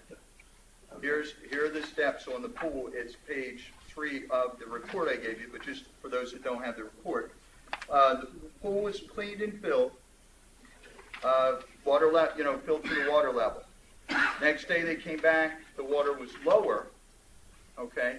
So they came back to it, checked all the fittings, checked everything on the pool. After they did that, they topped it back off. Next day the water level was low again. So they tried to do as thorough an inspection as they could at that time, couldn't find anything glaring that was having the pool lose its water. Contacted a pool company to come in and take a look. They too couldn't initially find anything. So we actually had scoped the pipes and basically ran a camera down in the pipes, the ones under the pool, to find out what had occurred. They found cracking and breaks in the pool, and here's some pictures for you. 2 main pipes laying right under the pool right here, both had damage to them, and I'm going to show you, let me go a little deeper with it. This is where the pipes were. They actually had to cut them out. Where we feel that, as they looked at it, a couple things to point out. All right, this is the pool material, okay, top of the pool, just so you get some reference. And this is in your packet as well. Rebar, okay, that's put in when you do concrete work. This is the ground level, okay. One of the things that was identified with this particular pool, and I have the video showing the scope of the pool, was that rebar was laying at the ground level, okay, not in the pool itself, not in the concrete work of the pool. The rebar there serves as a purpose if a pool were to shift or heave to give it some rigidity to do that. Concrete pressures down, rebar prevents it from moving side to side, the pulling effect. Concrete has weight to it. The rebar is actually supposed to be approximately 3 inches within the concrete, okay? By the spots of what they had cut out, it was actually under or a 1/4 inch within the concrete. So it did not appear the rebar was giving any ongoing support for the pool. Yes, ma'am? I'm sorry, because I was not on the board in the past. I was under the impression there was a pool there, when they redid this pool several years ago, they just put it on top. Is that correct? 10 years. That is correct. All right, so that they didn't go down to any raw sand or... No, but that's okay. You could put that doesn't, again, not an engineer, so I qualify it, but I've been speaking with engineers. What occurred was it would appear, for whatever reason, the rebar was not in the mix of the concrete. It wasn't elevated, so it wasn't in the concrete the way it would appear that it should be, okay? In addition to it, the pipe was laying right on top. So the pressure from the pool, the concrete from the pool, was laying on top of the pipe. When the contractor came back in, the new contract, this area I want to show you, they bent, let me back up one to give you kind of a better look at this. Okay, when they cut the piping out, the ones that are up that go into that next slide were actually they were connected to one another. Okay, and the pipe was sitting right on top of it. So the pipes themselves, okay, were not suspended and encapsulated into the concrete through the suspension. So when they cut the old pipes out, they actually cut the rebar. They put a brace across, and then when they put the new pipe in, they actually suspended it. What that allows is when they pour the concrete, it actually goes all the way around. It's not directly on top. It actually surrounds the piping. Okay? And that's what this area shows you. Yes, sir? This is all great history, but what was the failure at the pool caused by what? The understanding from the contractor that did the work with scoping of the pipe as well as one engineer that I've looked at from here, is the weight over the years on top of the pipes has slowly been degrading the pipes. And the seepage, and I don't have the video on here where they scoped it, the way that it's a spiral type of cracking in the pipe looks like the weight has slowly, since it's been installed, putting pressure on the piping. Again, I'm not an engineer, I can only report what I've been told about this. So the weight of the pool over time, without having the pipe suspended and the rebar in the concrete, put the pressure on. Over time, it was, according to the contractor, it was going to happen at some point, regardless of maintenance or anything else. It's the weight of the pool on top of the piping. I'm going to ask this, that maybe, you're telling me that the pipes did not freeze and crack. Is that correct? That's correct.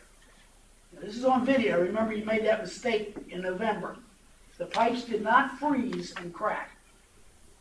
Well, since I wasn't in the pool in the winter, I'm going to refrain from answering Well, particularly. the subcontractor that was I'm in not the an pool when they were cutting it said the pipes had frozen and cracked over the winter. And when I asked him how it happened, he told me it didn't have water in it, and the water froze that rained into the pool and cracked the pipe.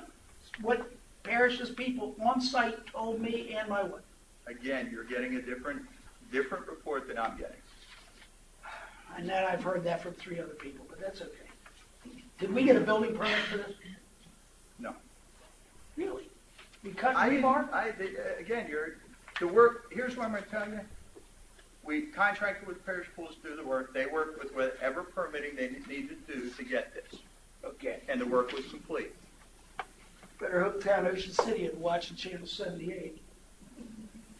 Again, here's the work that's complete with the concrete encapsulating the piping, okay?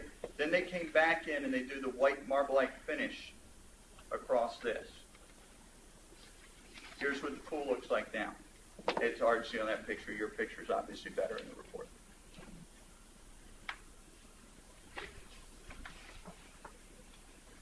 Any questions? So if we didn't have 50-degree weather, we could be swimming in there today. You still could. No, I would.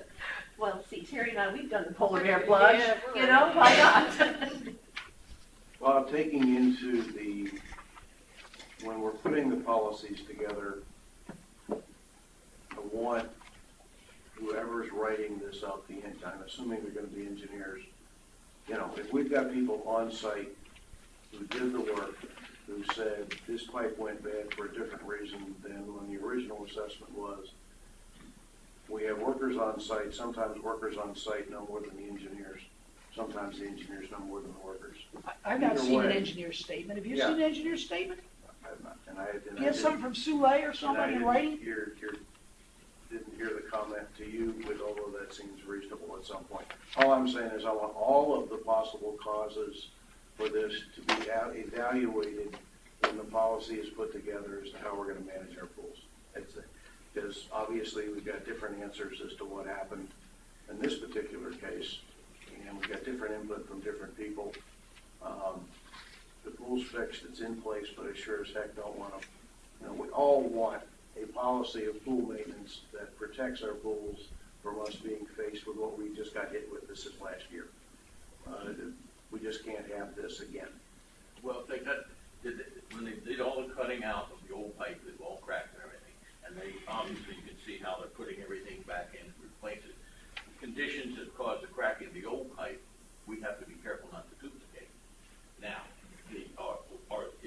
are the companies that are putting in the new piping and the like, that pool company going to give us a warranty or operating instructions on how to protect that piping? No, they didn't give us a warranty for the replacement of the pipe, but they happen to be the company that's doing the pool and the yacht club, which we'll have a warranty on. Well, at sea level over there, I know they have a problem with drainage, like even if they're under the pool. So there could still be water that's pumped out of them now, left in the pipe that gets cracked over the winter if it gets really cold. That's what I'm asking about. I just don't want to have all this work done, and then 2 years from now, we have cracked pipe again. Well, if you'll notice at the end of the report, I do express a concern with the future of the pool because of the way the rebar appears to be under the concrete and not in the concrete. Not the only pool over there that has the same problem because of the same location. And again, it would appear, at least by the initial pictures and the inspection, that the rebar is under or at the base of the concrete. It's supposed to be in the concrete. So and my report tells you the expectation we could have future issues at that particular pool without the rebar appearing to be where it should be located.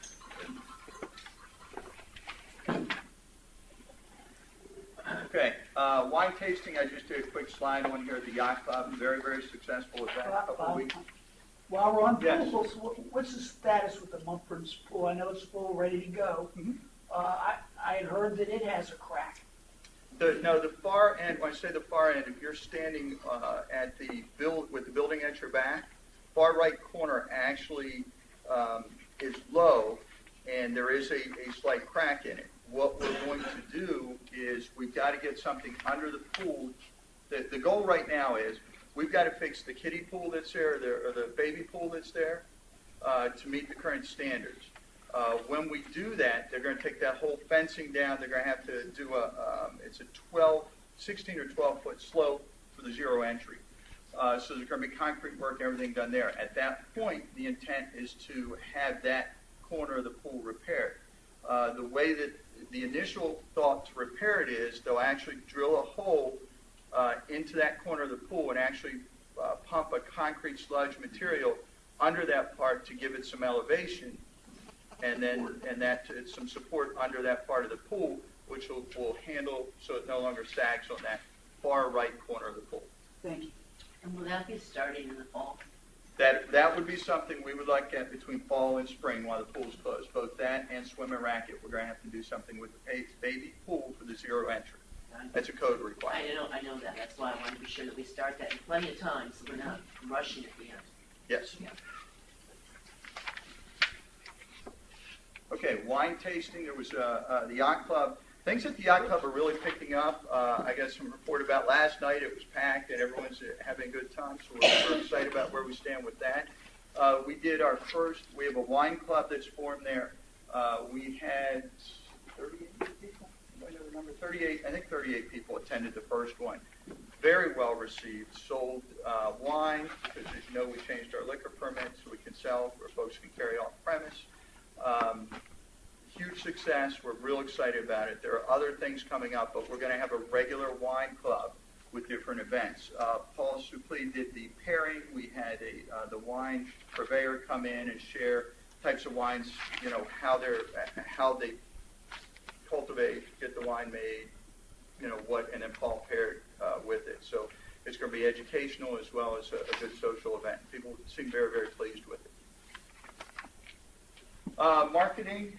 I'm going to show you, we have a new map that we're almost finished with, just so I can give you guys a preliminary copy of it. This is a different style map. We had looked at this a couple of years ago, and it's been about 18 months in the making. It's more inclusive of the entire community. The old map we had actually didn't have every part of the community in it. For example, the point was completely excluded. So when we went to revise it, we had seen these maps elsewhere, and we're trying to identify all the amenities, all the areas of the community. So when we put these up and put them out there, it's easier to find your way around for folks looking to come in and participate, looking for the pool, the golf course, or what have you.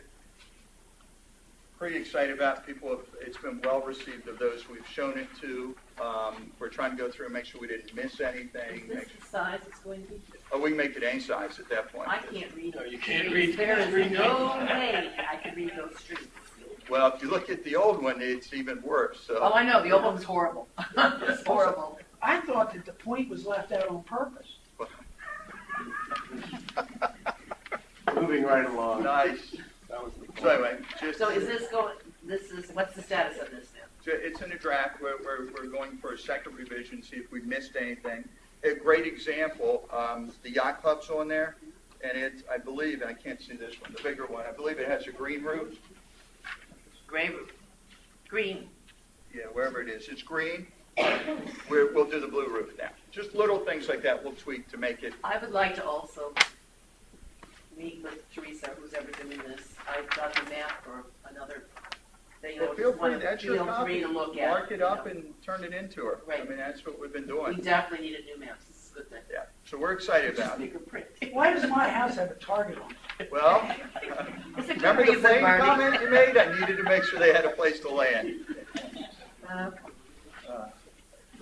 Okay? All right, we're doing a few fun things. For the record, we do not have any drones in the Ocean Times Association. There we go. That But you there know is- of. But there is one budgeted for. There is one budget going forward. You don't need no drone, I got you for it. All right, just a packet of materials, just to keep you updated of everything going on. A lot of marketing right now, a lot of positives. These are just some that we're doing. We do a whole lot with the rack cards. They seem to be very successful. We continue to update those, so I just put some so you all would see some of the things that are out there. If you remember, the farmers market's one of the ones that we actually received from the state, the award for creativity. So that I'm going to call the board's attention to this. I'm not to that yet. Don't get ahead of me. Don't get Don't get ahead of me. Hang on, it's my next one. All right. All right, the other thing I wanted to share with you, we recently received some national recognition, kind of interesting to me. National recognition in this Restaurant Business Magazine. That wasn't what I was going to point out. but- I know, I saw what you had. I'm good. My next slide will cover it. But this was pretty interesting and fun. Talking about where the best place to actually open a restaurant is, the number one place, according to the Restaurant Magazine. If anyone can't guess where we were ranked this year, it's in the magazine marked for you, but we were ranked number one. Ocean Pine. Number one place to open a restaurant. It says it right in the magazine. It was interesting. It surprised me. We didn't even read another magazine. Someone actually gave it to us. So it was just kind of neat to see it. So a little bit of national recognition. This is we actually had to call the magazine to get them to send us some copies. But it was kind of neat. Someone actually called me from Baltimore with it and said, "Hey, you're on the map as the number one place to open a restaurant." Well, I tell you what was fun about it is the fact we're rebuilding a brand new yacht club. It falls right in line. It was neat to see this. And again, we didn't even know who they were until we read it.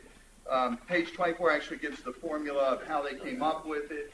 Obviously, Ocean City helps us from the demographic standpoint, but it was a neat read. It was just something kind of fun that we're getting more recognition like that.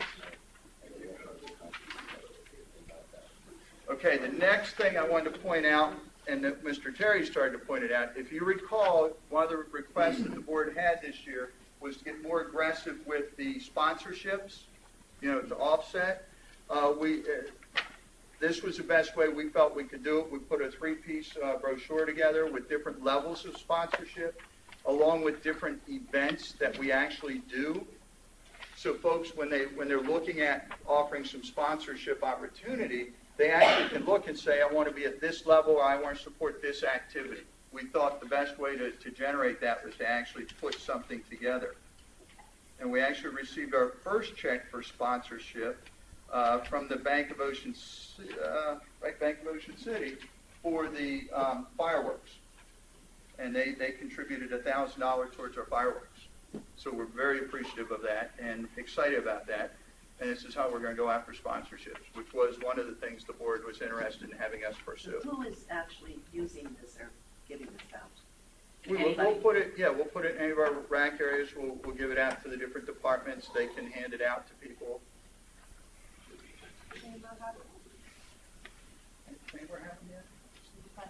Yeah, they just came in, so. Yeah, this would be important to get to the chamber for sure. All right, a couple of business things. Want to talk about 3 pieces. HVAC at the yacht club. If you recall, we talked about going from the flooring to HVAC, and we have our bids.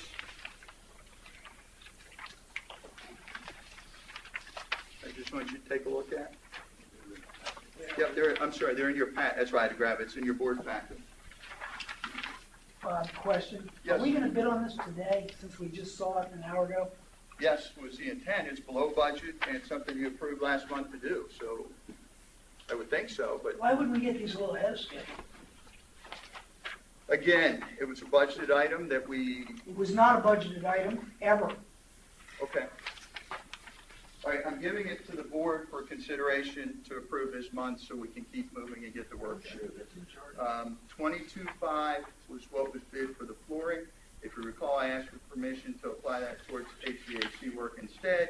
The board agreed to move forward with that, so we went ahead and got the bids. The final bid that we're recommending came in at $19,804, which is approximately $2,700 less than the flooring bid of $22.5. So we'd like permission to move forward with that project.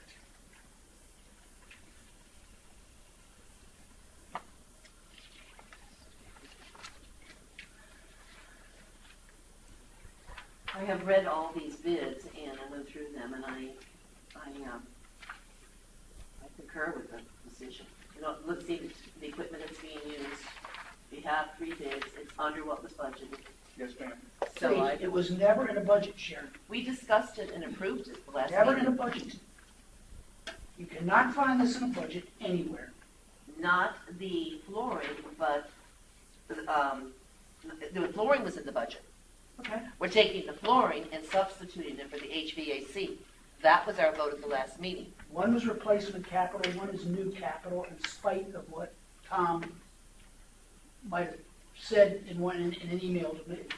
But it's still not in a budget. The board can say whatever they want to say, it's not in any budget. Our vote at the last meeting was to go ahead and do this. I understand, you guys vote to spend money out of budget all the time. I'd like to make a motion that we accept the Royal Plus bid. Second. Yes, I'll second it with discussion. The motion moved and seconded. Discussion. Discussion. This bid's been on somebody's desk since 5/7. It's over 2 weeks. We get it the day we got to vote on it. Not this one. This was in our package. It was not, I got it Yes, this it morning. was. And it was in our package when I picked it up this week earlier. Was this in my package when I picked it up? That, It was in my package. When did you pick your package up? I, of course, picked mine up. I'll be happy to help with this, okay? We were printing them at the time when Mr. Clark came in to get his packet. You came the next morning, and that's when we had all It was this. in my printed. package. Well, you picked your package up a day after this was due. I picked it up when it was due. That's my discussion. I'm not voting for it. It's not in any budget. We budgeted $18,000 to replace the floors. I'm assuming it's because we needed to replace the floors. If we're just budgeting for fun, then we don't need to replace the floors. We ought to save the $18,000. Board discussion last I hear what night. you're saying. We're talking about discussion right now, Sharon. And I'm discussing, as is my Robert's Rules right. I think this is absolutely sick. For one thing, when are we going to do this job, Bob? I'm sorry? When are we going to do this? We'd like to get started right away with it as soon as the contractor. What's the matter I'm with that done. answer? I'm sorry, but that's good. That's Okay, fine. I'm just okay. rolling my eyes because I don't know why I'm discussing this. I'm going to vote no. Go ahead. Any other comment?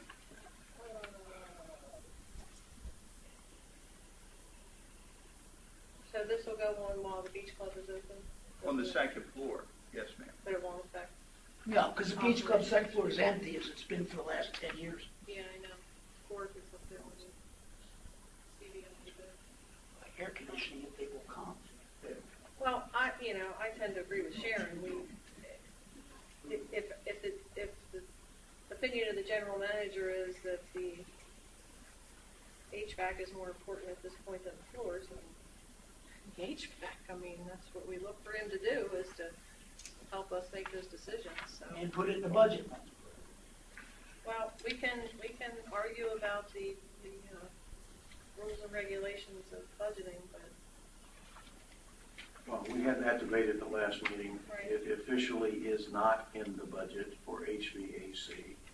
The discussion at the last meeting clearly stated that the money that was put forward in the budget for the flooring, the decision and proposal was made in instead of doing the floor to the HVAC, it would be more valuable to the organization to have HVAC up there. The board already voted to do that and instructed the general manager to do it, get 3 bids, which is what he did.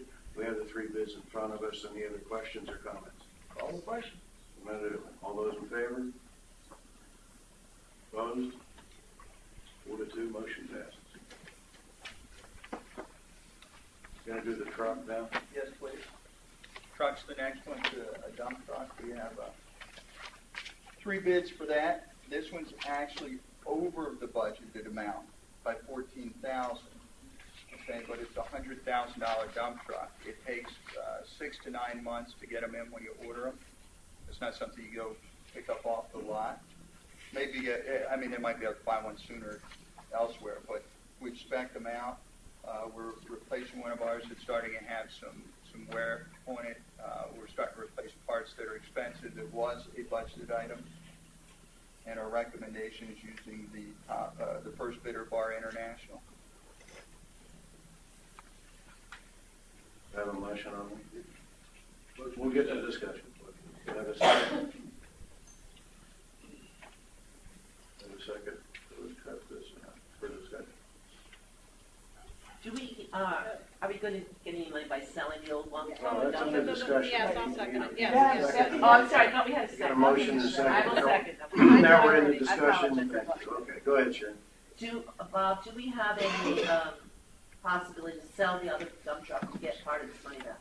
We do. Every time when we make a changeover like this and we order something new, we take it, the vehicle to auction, and we do get replacement money back for it. So I do can't you tell think you it how might much. equal the difference in over budget? The 14, for the dump truck it might. I mean, it's an Okay. expensive piece of equipment. Does the, How long did this RFP run? How long did it take to do this? I don't have that answer off the top of my head. I mean, I can certainly find out for you. so this is vehicle number 211 in our inventory according to budget. Does that dollar amount, Bob, include tax? Is that on the street price? Says No. tax, No, it's tax, not the tax. bid. It's So without, price delivered. without, Without Maryland without tax. tax. That's another $6,800. So it's now 20 over budget. The reason I asked how long it took to do this is ending up being 20% off. It is. What was originally budgeted, and I just would be more, we're in discussion, I'm allowed to say something too. In my opinion, I think that'd be accepted so that we can move forward. The discussion, I know it takes 6 to 9 months to get these things in, but, we're like 20% off budget here after taxes. And I would hope we would be able to negotiate. I realize that all of these suppliers that are bidders, that are close. I live in an international and global world of marketing. There's got to be somebody somewhere who's willing to sell us a truck that gets closer to our budget, I hope. I just look at where the bids came from, and it's all in our backyard. And nothing against local providers, but my world says you don't just go to your backyard on something this big anyway, but that's my comment. Mark? My comment is, this truck is 1 year older than the newest truck in Caliban's fleet, and it has 100,000 less miles on it than the lowest mileage truck in my fleet. Tighten your belt. I'd like a new truck Okay, too. good. Yeah, I'm sorry, this brings back bad old memories. During the budget discussions themselves, I brought up the general point, and, Bill, that we were simply replacing trucks on a schedule without any particular, rationale as towards their mileage or whatever. It was like, I can't remember now the numbers of new vehicles that we buying this year, but it was a lot. And it was all over the departments.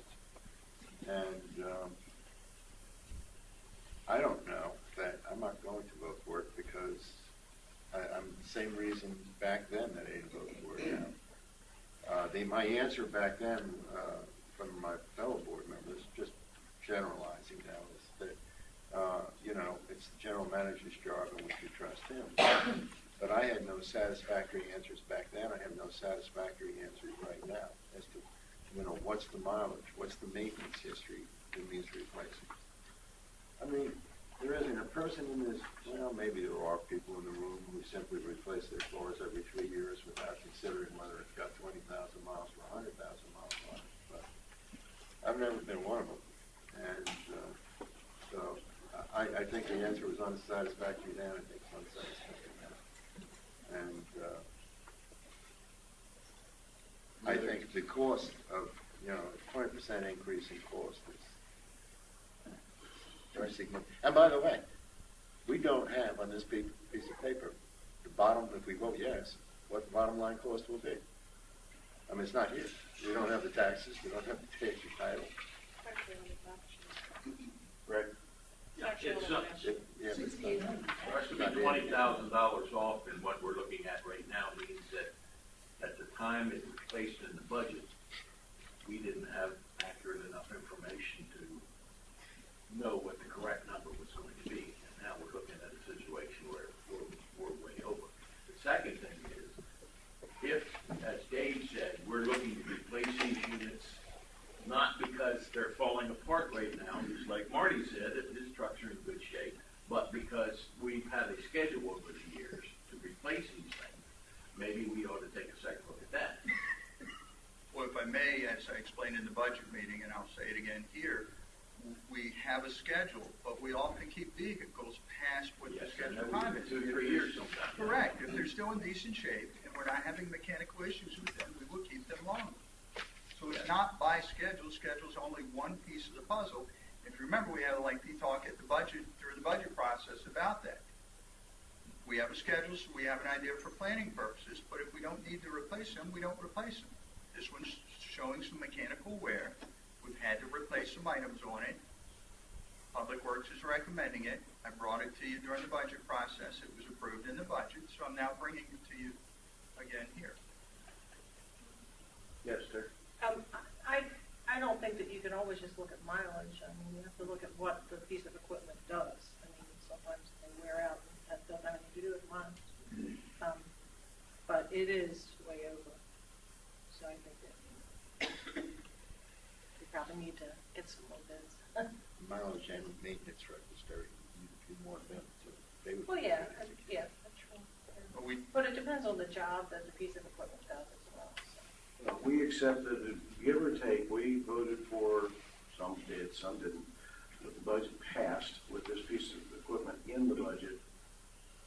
My issue, I'm going to go back to what I said, is lease pricing is, it's in our backyard. I have nothing against backyard people supplying those services. I have nothing against that whatsoever, but when we're this far off from what the original estimate was, I'd like to get some more bids from somewhere else. That's my comments. And unless there's anything else, because I'm repeating myself at this point.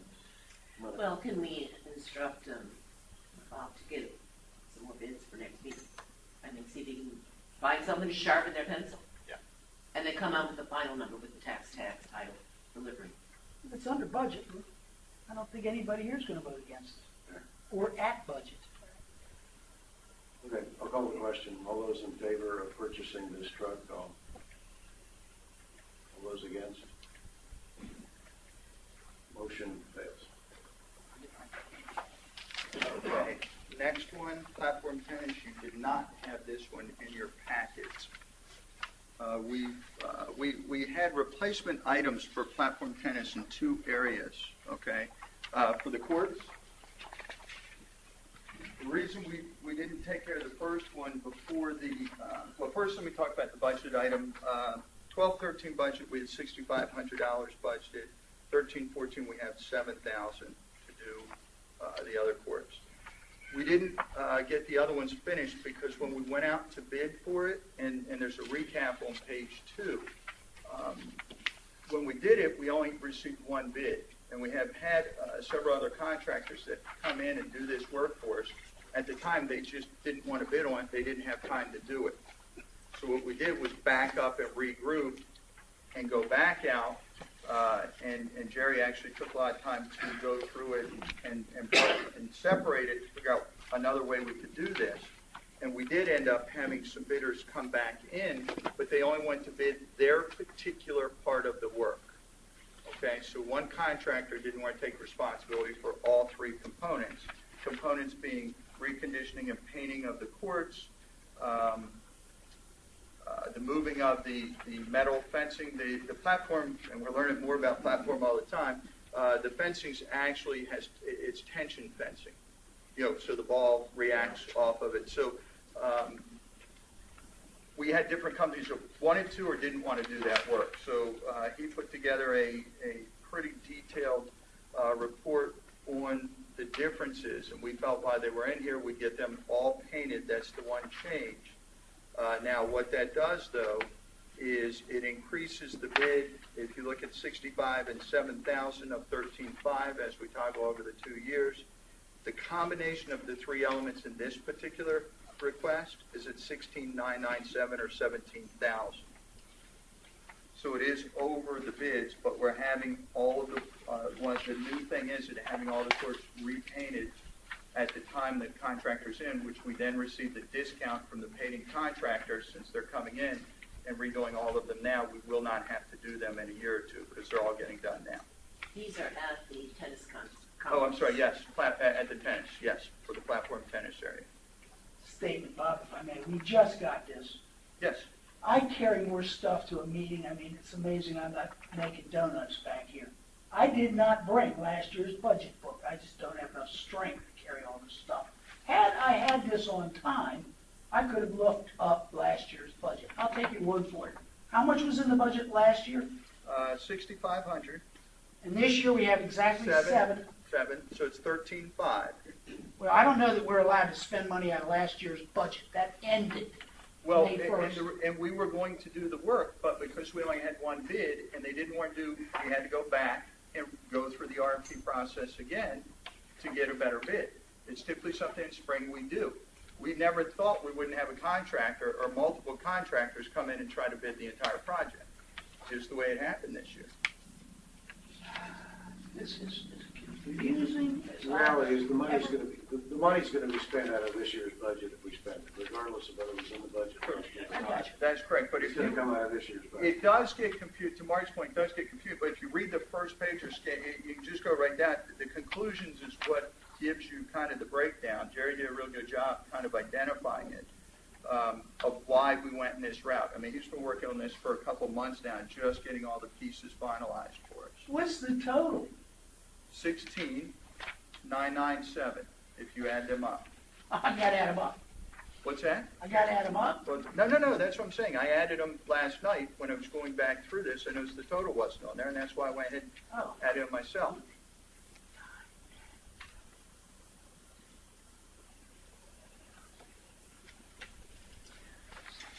I'm sorry, Bob, I'm confused. Are you talking on page 1, under background, the last bullet with American Tennis Corp proposed initiative? Is that what you're saying, that totals to 16,997? No, If you right, look on the go to- third page, Thank you. it The has recommendation. recommendations. It gives you each cost for each thing. The scope of work, additional, is that Is this the what- contract? No, It says third- recommendations. Third page. Third page, yeah. There you go. The first, or the page 5. Recommendation. There you go. Oh, okay, got it. All right, thank you. It's easy to follow. I pointed to the conclusions on the prior page, so you understood when I explained why we broke it down. The conclusion actually puts that in writing. And we had how much in budget between these 2 years, 13? 13.5. 13.5 and 117. Mhm. And how long will it take to do this work? The plan is to accomplish the work in July. And that's probably prime time for the people to use it. No. Part of what went into it, we met several times with the platform tennis folks and coordinated the time frame, and we had to coordinate with 3 contractors, not one. So that's what Jerry's been working on. And we actually worked with the platform tennis folks when we didn't get enough bids. They reached out, did contacts for us, the folks in the industry, to come back and put this proposal together. So the platform tennis committee is on Yeah, we coordinated with them because we didn't want to hit their prime season. Right. That's what I was afraid, it's hitting prime time. Yeah, and Sharon, I want to, as I say July, it may be the end of June. Jerry's got it worked out. We met with them a couple times, though, and they were comfortable with this. You know, I'm not going to apologize for this because I just seen it. I don't even know how many bids we have. Do we have 3 comparable bids to do this work? We did not. Then take it back and get 3 bids. That's my answer on it. You're over budget, you don't have bids. This is not the way you run a business, Bob. Okay, Mr. Clark, if you recall what I explained to you, we didn't get 3 bids the first time we did it. So that's why we delayed it. We went back again and, would you like me to finish or not? Go ahead. We still couldn't get 3 bids. So what we had to do was piece it down. And that's what we did. That's what's taken so long to get it there. Now, if you want to say, don't do the work, that's certainly a board option, but we tried twice to get 3 bids. We were unsuccessful. So therefore, we broke it down into the components. We actually, that's why this is written out this way. What does Seaconomy do? I don't work for C. Conley. I don't know. Well, I would certainly ask them. They've got a whole You could ask them. lot of tennis courts. Again, I'm just bringing it. If you don't want to approve it, don't approve It's it. over budget. I'm not going to vote for it. Somebody can make a motion if they want to. They just saw it 5 minutes ago.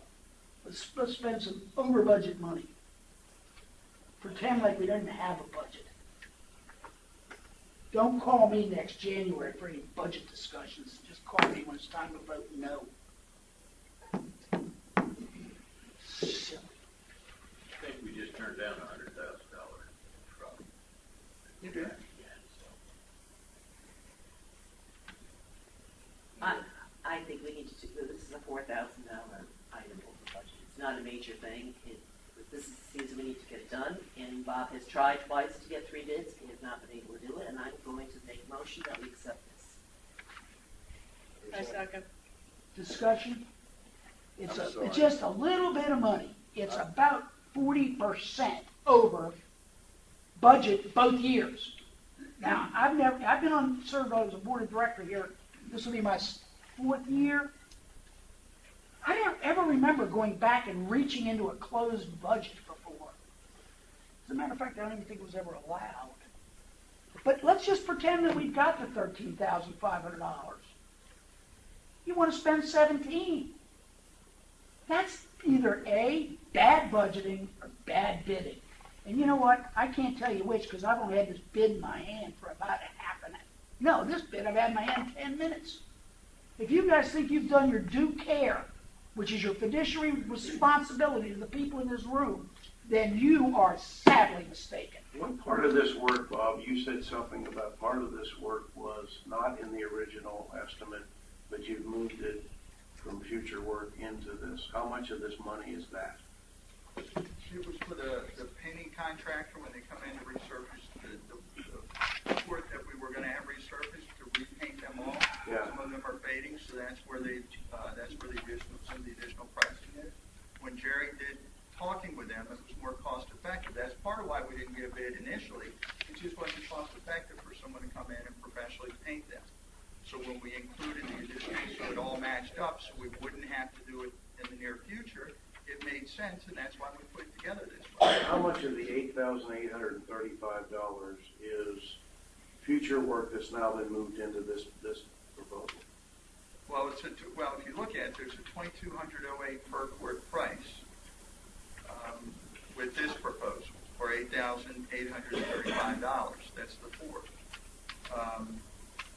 The reason it was discounted to the 22 was because we were doing all 4 and not just 1. I don't remember what the 1 court price was, but we couldn't get someone to come down and do it. 26% over budget. It's $1. If it's $5. If it's $100. And again, 26%. we attempted to do this in the spring like we would.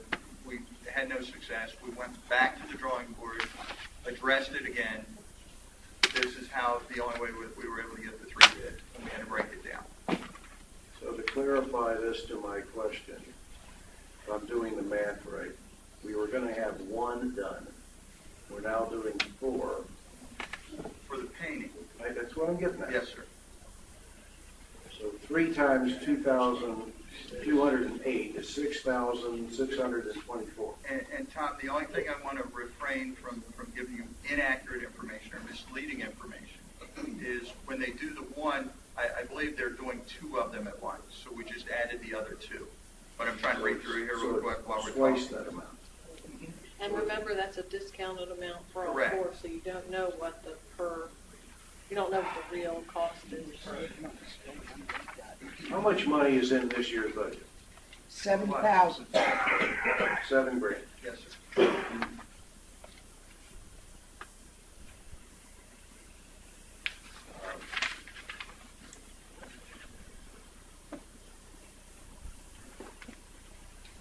While we're in discussion, at least I think we are. Yep. First and a second. Trying to make sure that got that covered. Right, I have a question. Yeah. How much lead time do they need before this decision is made? I mean, I know what you're going to say yesterday, but. No, I'm not going to give you, my target dates just aren't working today, so I don't know. I mean, we coordinated to have the work done end of June and July to get on their schedule. And again, you're scheduling with 3 different subcontractors, so. What if we don't do it this year? What is the effect on the people who use the facility? I can't definitively give you that answer right now.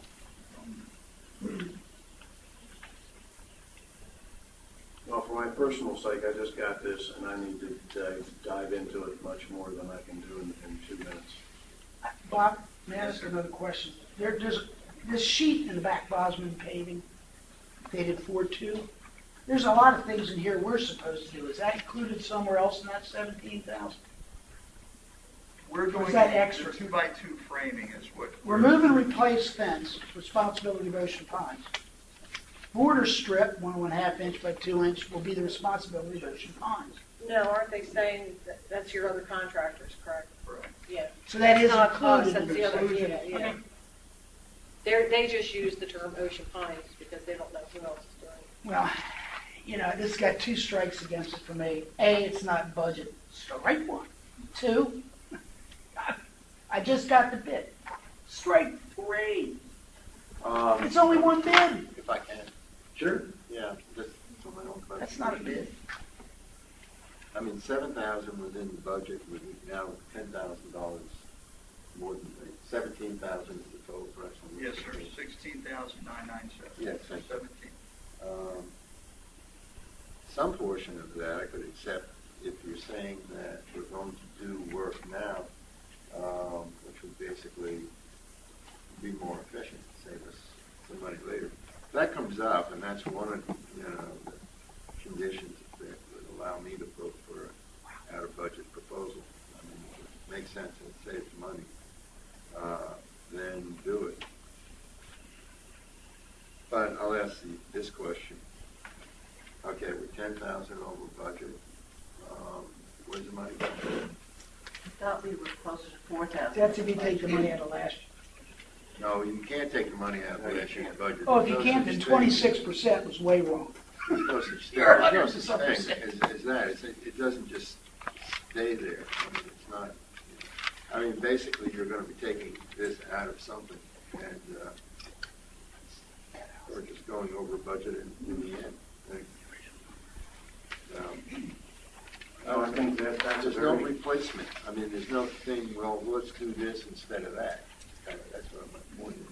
I see where you're going, David. I think that's, the other part of this thing that I think people need to understand is that this is a growing group of folks in our community, and obviously the maintenance of these needs to be taken seriously.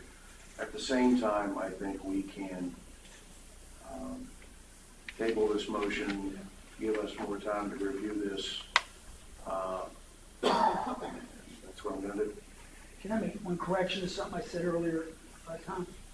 Yes. I said earlier it was 27 or 26% of the budget. If you take out last year's dollars, we're actually 143% of the budget. Okay. I'm not even sure I want to go to the golf well pump at this point. Go right ahead. But I can't wait for this one. it was in your packet. I got it, well, it wasn't in my packet, actually, I got it this morning. Okay.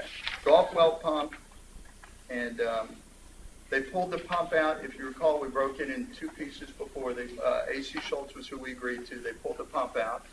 They identified where the problems were. This is the breakdown of the work.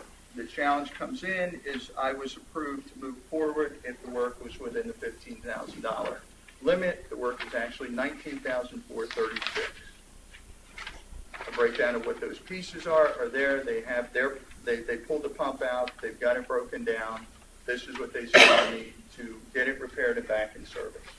We did not get additional bids because, of course, the pump is at A.C. Schultz in pieces.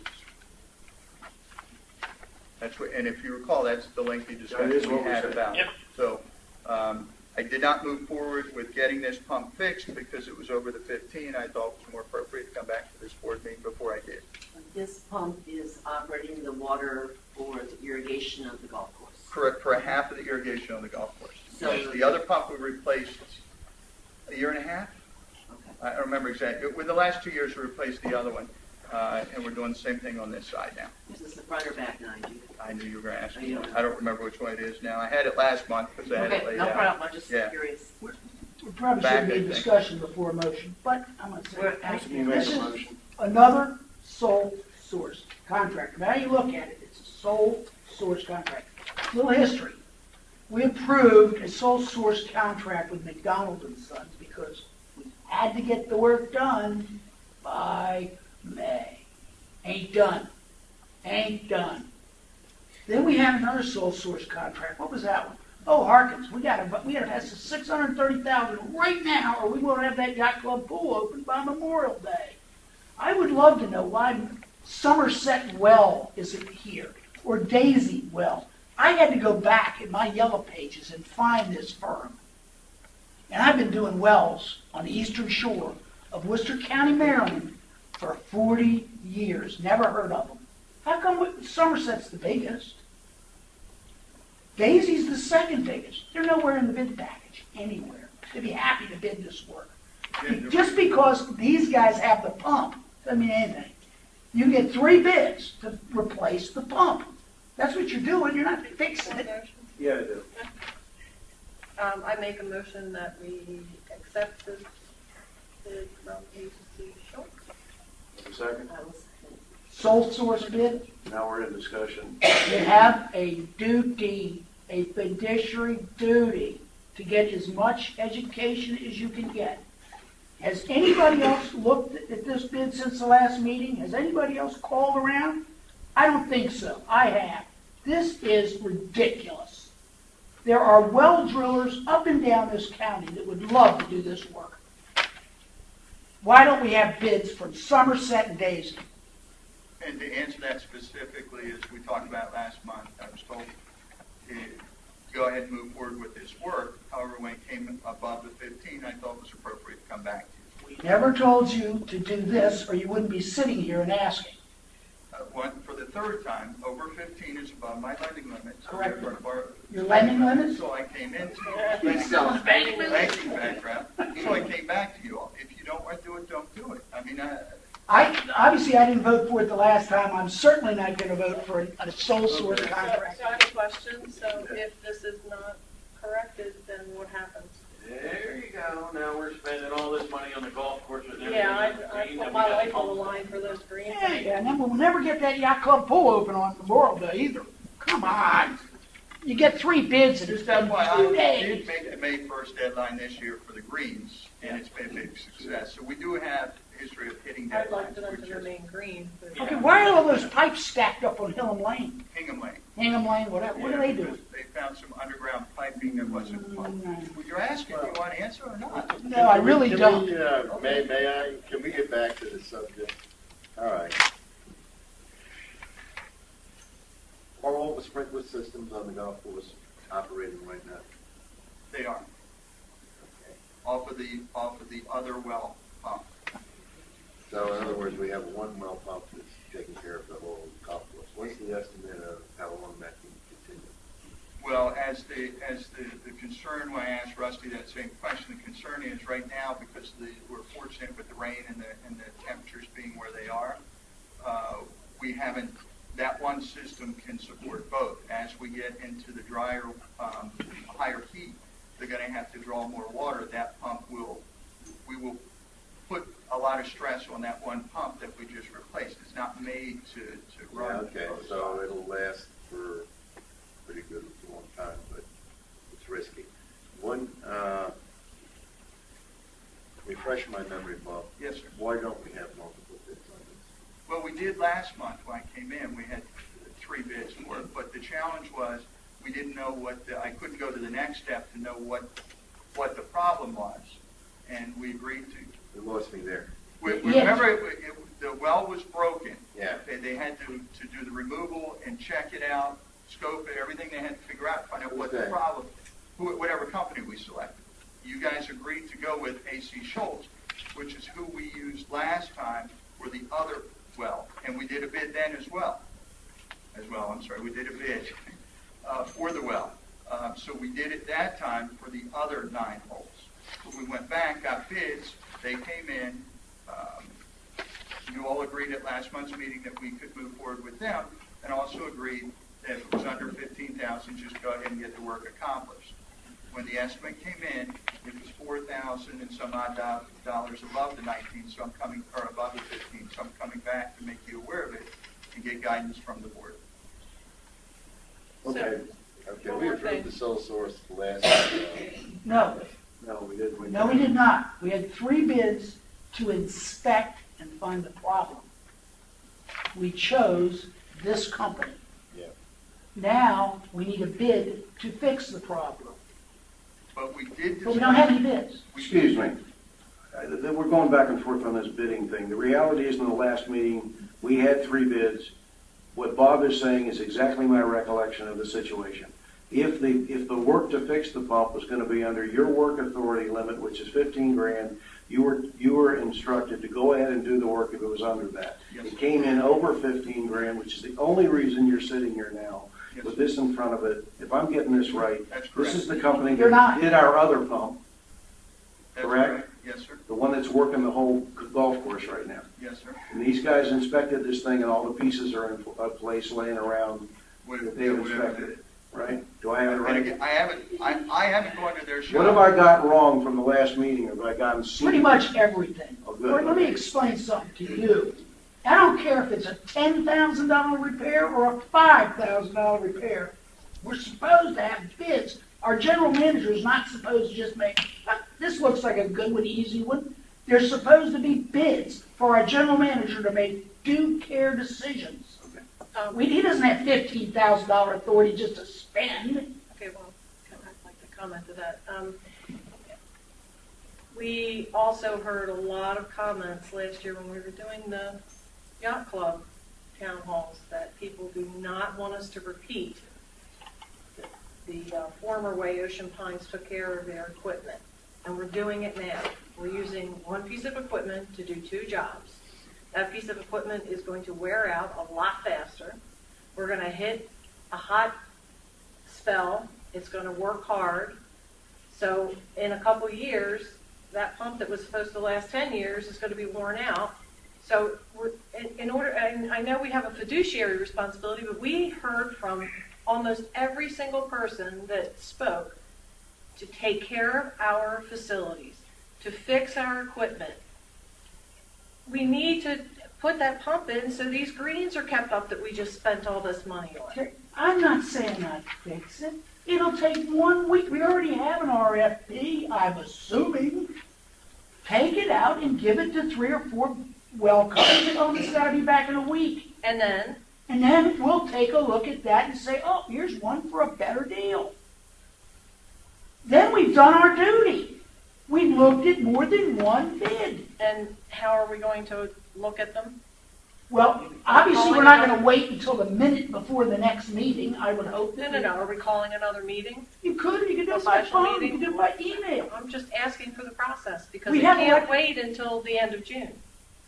I'm telling you that you can get 3 bids in probably in 2 weeks. Easy. Okay, well, that's 2 weeks, and it's Okay, the end of now you May, and Yeah, I know we can't wait, because if we wait, we'll never get that pool open by Memorial Day. I'm tired of hearing this crap. Okay. Marty, I'm one of the people that voted all that money for those greens. I'm gonna protect them. Oh, If that it's was gonna nothing. cost an extra $4,000 to get a pump in there so that we know they're protected, I'm gonna fight for that. I'm gonna call the question. All those in favor of moving forward with this bid? All those in favor? It's not a bid, this contract. All those opposed? I'm obviously opposed, and don't call it a bid. I missed the definition of a bid by a I long mean, shot. you know, the problem is the process, not the fact, of course we need it. And we need it sooner rather than later. But Bob, is there anything else? No, sir. God hope. Terry? Thank you, Trace, for your patience. I'm going to make a brief report about one of my committees, which is Parks and Recreation, just kind of give you all an update. And then we have a presentation by Trace Denk, who's been working on bike trails. One thing that you need to know about the Parks and Recreation Committee is that, first of all, they're a very dedicated group of people, and they do something that, I don't remember what they call it, but I just kind of named it Park Watch. They've divided up the parks in the community, and everybody makes sure that they go out and look at the parks and make sure see if there's any problems, and they come back and they report. They even take photos and things. So they keep an eye on all of the parks in the area. If there are problems, then they are brought to Sonia, who is the director, and usually they get to Jerry, Aveda, and the problems get taken care of, or if it needs to go to the board, it goes through me, which is a really great thing. We have eyes on our parks. They're protecting our parks. There was a letter that came to us and also came to them. A couple was trying to launch a kayak and had difficulties because the kayak areas are not marked very well. They're overgrown. They are sometimes on the edge of somebody's property, so people think it's their property, and no, you cannot access this way. This is my property. Well, it's not their property. It is the kayak launching area. There are several of them. Bob has been working on making sure that they are marked, signs put up, and so that's a work in progress. They're taking care of that. And I believe that Roy Foreman responded back to the people who wrote the letter. We had a problem with minutes not being recorded in our meetings. So Trace actually was very nice to volunteer to take minutes at the meetings, to go back from this last year and pull together minutes, get them to Teresa so that the committee is up to date on all of their minutes.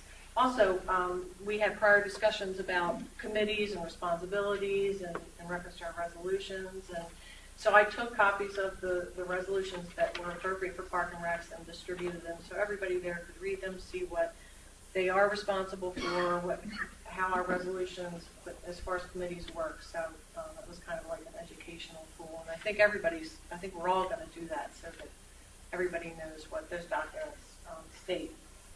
We talked a lot about the Manklin ball field, the fact that the lights are not working. I think they've now had 2 taken down because the poles are rotted and it was unsafe. They've taken care of that.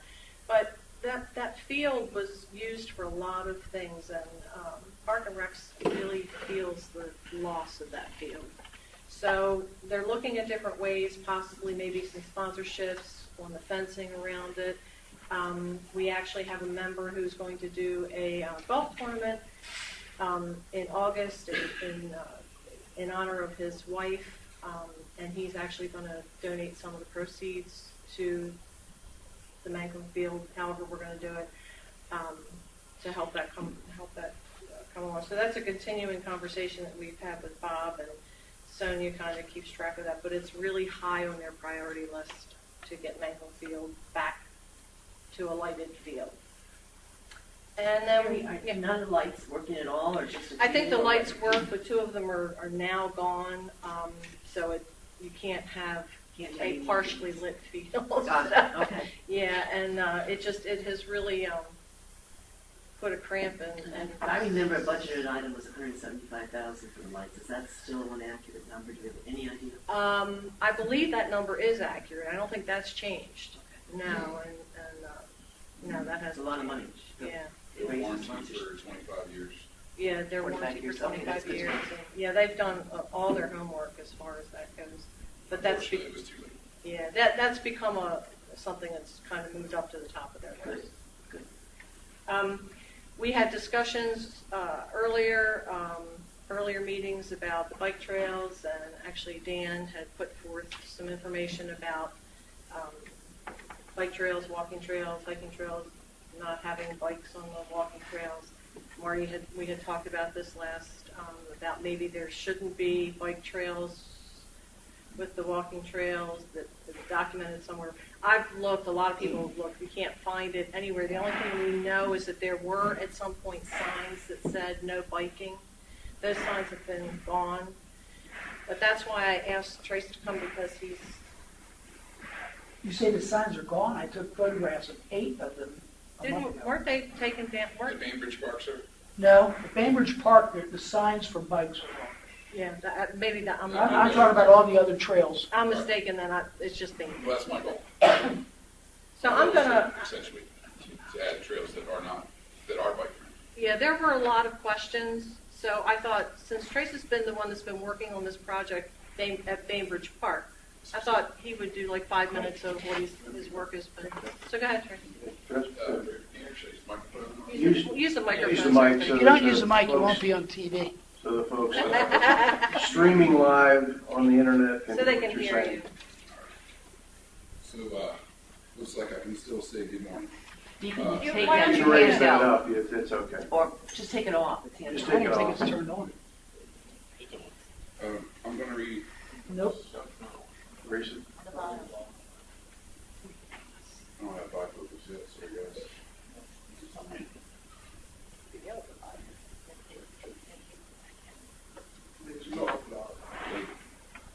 Teresa, would you take a look at it? You know what, you can have my seat right here. Tell you what, come up here. Come on up here and have my chair. You can have where Bob is. No, my chair's fine. I need help. You sit here. You gotta get it working anyway. Conference. Testing.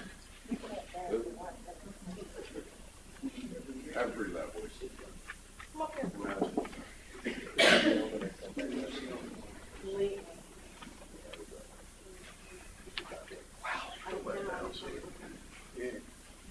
Can everybody hear now? All right.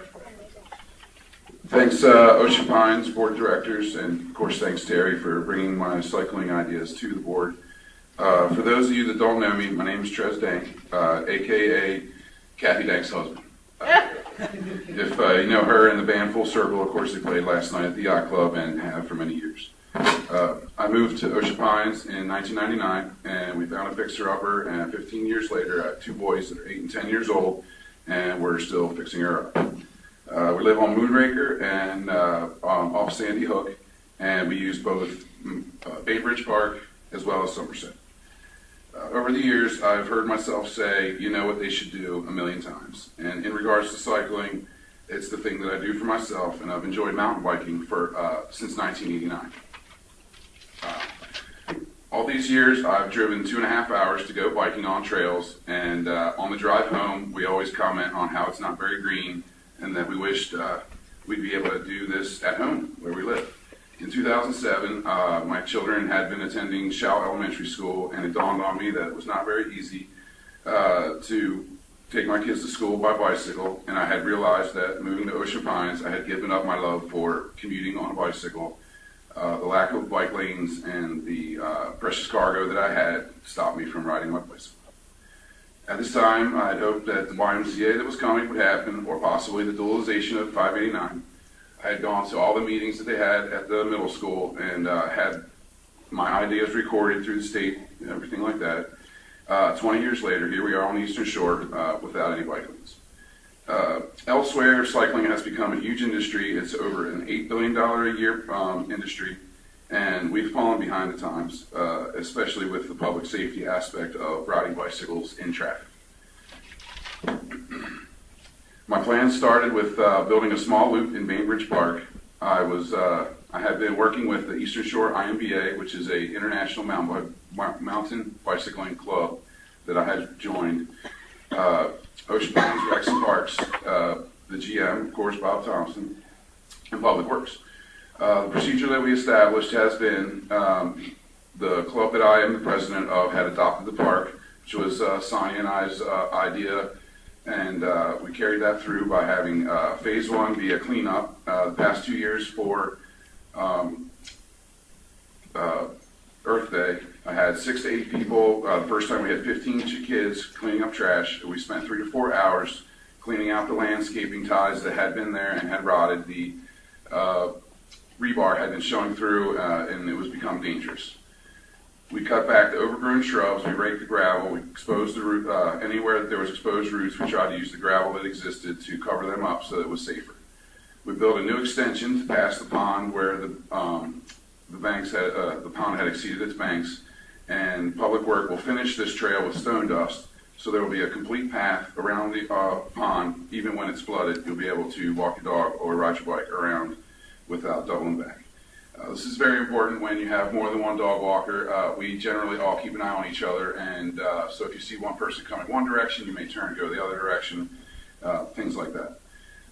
We have also pulled foreign objects out of the pond, many 2x4s and different things, including trash, and the ESIBA is the adopted group for Bainbridge Park.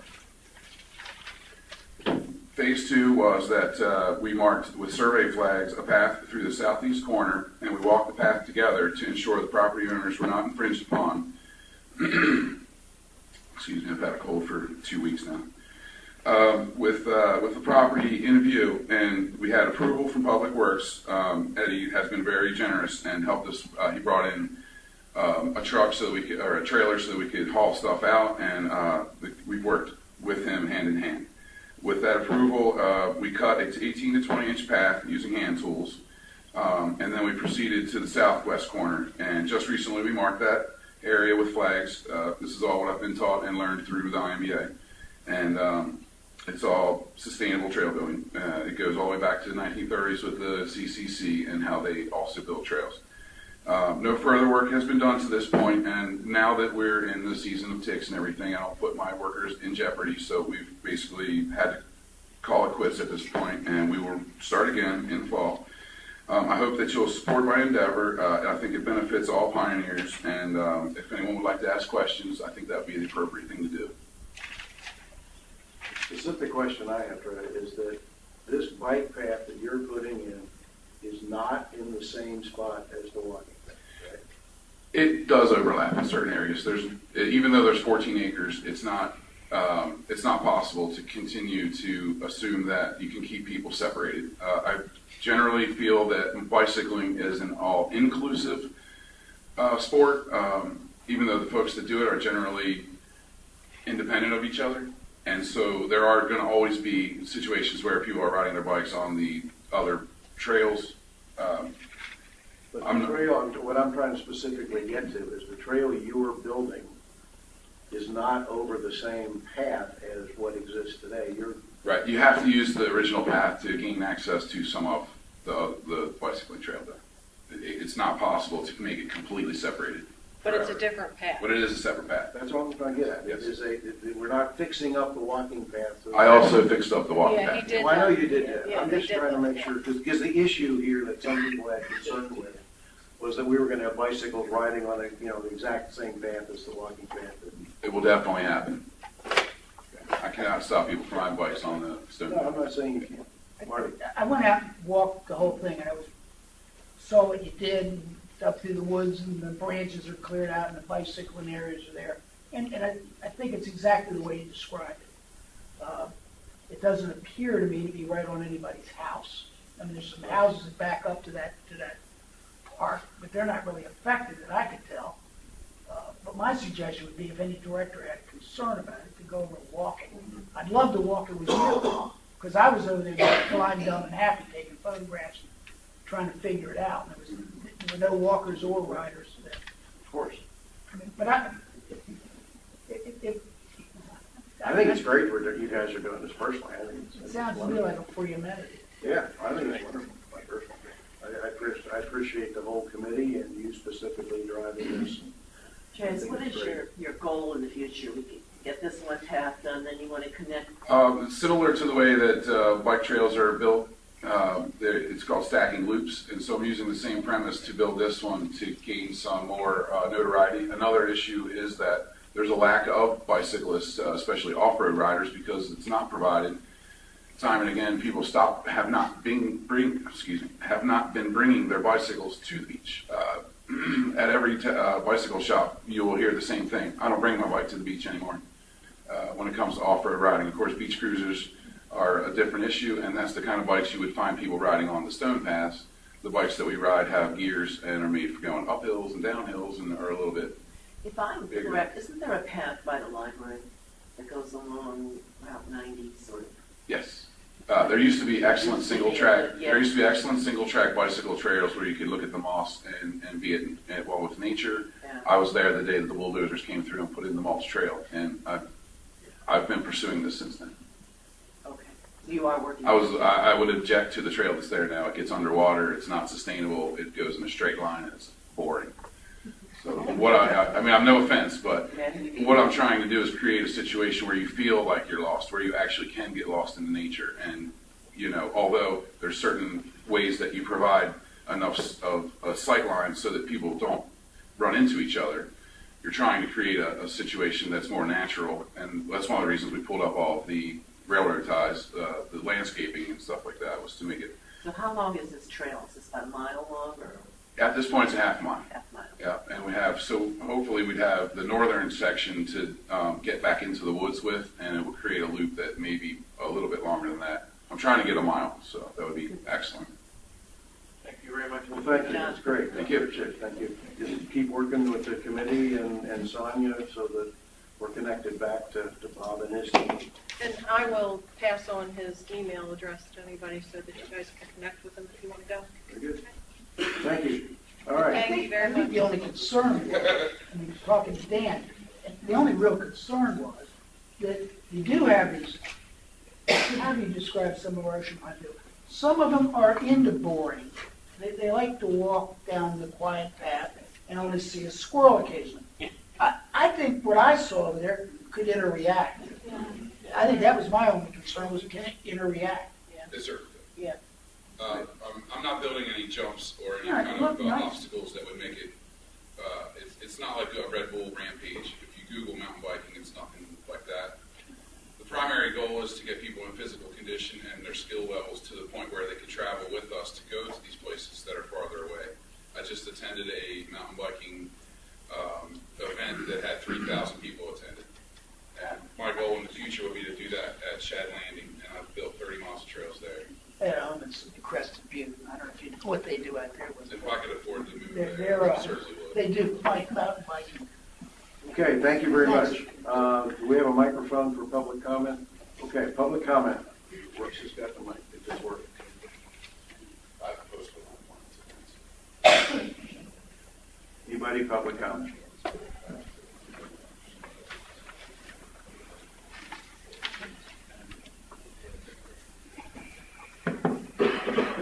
Randy Romblad, Surfers Way. There's been a great deal of discussion this morning about whether our pool should be full or whether our pool should be empty. That's not the major issue today. This board has a far more serious issue before it. The issue it has before it today is the credibility of the general manager. In November, at a board meeting, he unequivocally stated that that pool was empty, the yacht club we're talking about. His reasons, and he was adamant that it was a safety reason, that he didn't want somebody to drown, and that pool was empty. 3 days ago, he said that the pool was full. and that he personally saw to it that it was topped off. That's what I've heard. One of those statements is inaccurate. Now this morning he showed pictures of what the yacht club pool looked like 48 hours after the event. The pictures prove nothing because there's not date stamped. Most cameras today, when you take a picture, you can put a date. So where are we? This issue, which, Mr. Terry, you said that you got numerous phone calls about it, that, was contradictory, shows that the public, the residents of Ocean Pines, have questions. They don't know what to believe. This comes on top of the general manager making a statement that it was Worcester County's fault with our ditches. Well, to my knowledge, they never have and never will be responsible for cleaning and maintaining the ditches in this community. This leaves us with a situation where we don't know, when the general manager makes a statement, whether it's accurate or not. That's your dilemma. As a board of directors, you have to be 100% certain that when he tells you something, that it's accurate. And I today don't think you seven, although they're not all here right this moment, can sit there and honestly say and raise your hand that you think that's the situation today. If a department head had done the same thing, made a statement, that at some point in time in the future contradicted that statement,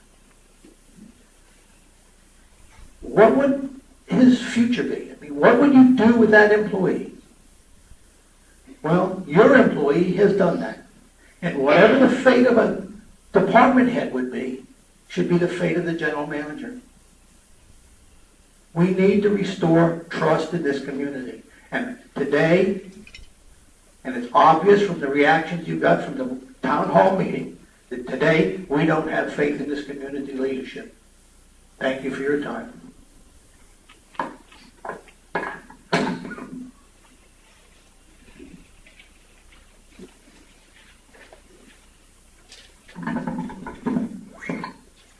I'm one of those things, Lord guy. I agree with you, brother. We have lost the trust in the general manager. Some of you board members hold a hand above the general manager. He was appointed by a friend without any investigation. He was here 2 hours. Every time he talks 2 hours, he argument with you people. Marty Clark was talking to him today. He turns around on Marty Clark. He don't want to have a no from you people. He wants everything his way. He is employed by us. He works for us people, but he tells you people what to do. I told you that once before. He's controlling the boat. And another thing, Mr. Terry, I asked you 2 months ago to have an investigation in this man's background. I want you to spend $20,000. If you can spend $11,000 for Marty Clark, I want you to investigate that man, where he was, what he did before he was manager here. I want to know where he walked, where he was fired, or where they kicked him out. We have to have information. This man is gone too far in Ocean Park.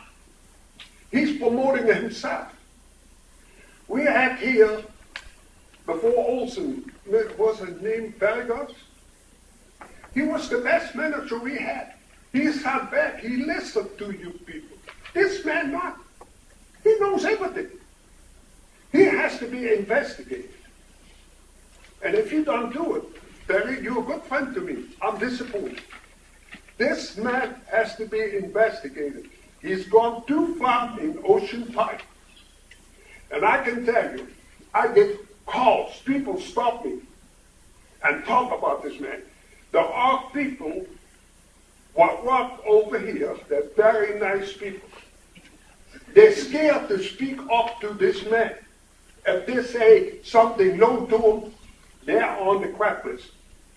This has to stop. We have to do more investigation in this man's background. I would think that he's the white man for Ocean Pine. 2 hours every time he speaks. He tells you everything. It's like I say, Monty Barr talk to him. He turns around. What is going on? What is going on in Ocean Pine? It has to be a different way. This man is not telling the truth. What this guy said to him. And there's more people. I had a meeting last week with one of our board members. He told me the same thing too. He's dissatisfied. This man worked for us. He had no right to tell us what he was going to do. He has to listen to you people. He's not doing it though. That's all I got to say. Somebody else? Good afternoon. My name is Roland Langevin, and I'm running for the board. I've had a chance to sit back here and listen to what's going on. Specifically, we need your address as the process. 20 Crossbow Trail, Section 10. Thanks, Ro. Go ahead. I've sat here, I've listened, and I've seen something that just disgusts me completely. These two gentlemen have brought up the fact that the general manager is not doing his job. It's quite accurate. By submitting one bid for anything, let alone it being off bid, contract out of the budget, is ridiculous. It's not his job to submit one bid. He should be submitting a couple of bids. If he can't submit a couple of bids, he should be telling you why that second bid or third bid cannot be obtained. And time this morning, I've heard Marty say that there are alternatives that this gentleman did not pursue. And at this time, the lack of trust that's generated between the general manager and the board is ridiculous. This shouldn't exist. What you have done is put the cart in front of the horse instead of you guys being the horse pulling the cart. And he has ran decisions down your throat this morning that I find appalling. He comes up with off-budget items, and he gives you 5 minutes to make a decision. You don't have enough time to investigate what he's done. And at this point, I'm calling for him to seriously consider resigning as general manager for Ocean Pines. Yes. Says, I don't think he's doing his job. Yes. And if you guys are up there discussing a national standard for keeping the pool filled or not, you should forget about that national standard. You go back to the warranty, the guy that built the damn pool, and he says, fill it. That's who you'll pay attention to, because if you fill it and there's damage, you've got a reason to pursue the contractor to get some of your money back or reduce the cost of expenditure of repairing the damage that was done. And the same thing with the yacht club. You had a one-bid process for the yacht club, and now what? You're 6 months down the road and it's not complete. You have no idea of when this thing is going to be done. You think it's going to be August. I've got news for you. I think it's going to be October. And if it's one bid item out there, you should have installed in the contract penalties for failure to meet certain goals by specific times. I don't know if they exist or not, but they should have.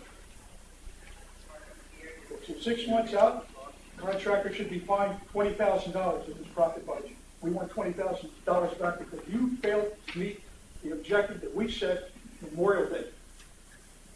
I didn't hear that being mentioned. I'm very disappointed. You guys have responsibility, financial responsibility to the community, and you're not exercising it. I agree that there's items that come up, that this pump situation. It's not immediate that we should address that pump situation now, but the way it was presented by the general manager, a certain board member felt that it had to be addressed now, or the $1 million investment that we put into golf course would be wasted. And that's not the case at all. Marty explained that we have time to deal with the situation and get other bids on that. I'm just discussing. Okay. Anybody else?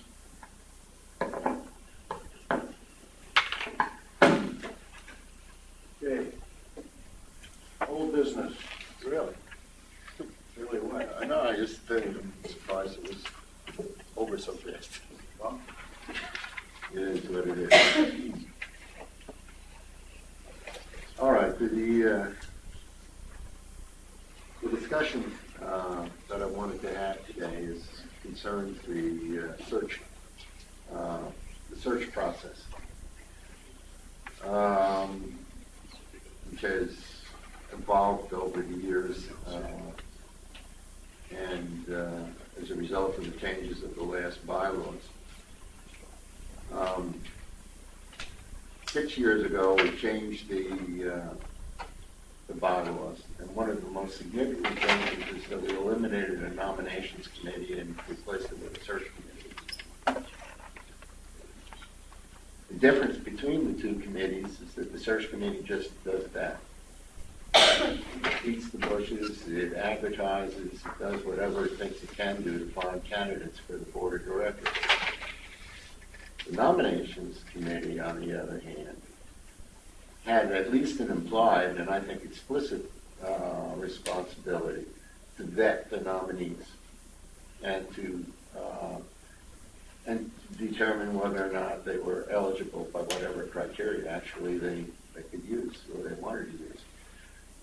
Back then, the people who made the change wisely said, look, we're not going to put the hands of who can run and who can't run in that of a few people who were appointed by the board itself. At any rate, it was changed. The change was accepted in the last bylaws. But like a lot of things, sometimes when you make a change, you find out that you probably just didn't, or you didn't get everything that you needed to when you did it. As a result, there are still conflicting statements within the bylaws that can be interpreted in different ways. There are ambiguities that remain in the bylaws. Last year, I did a couple of things. I made a motion to have, at least as a second reading, a resolution for a search committee. We have one for every other committee, and more than just the committee itself, a resolution that would help clarify what the search process is. This is easy to do.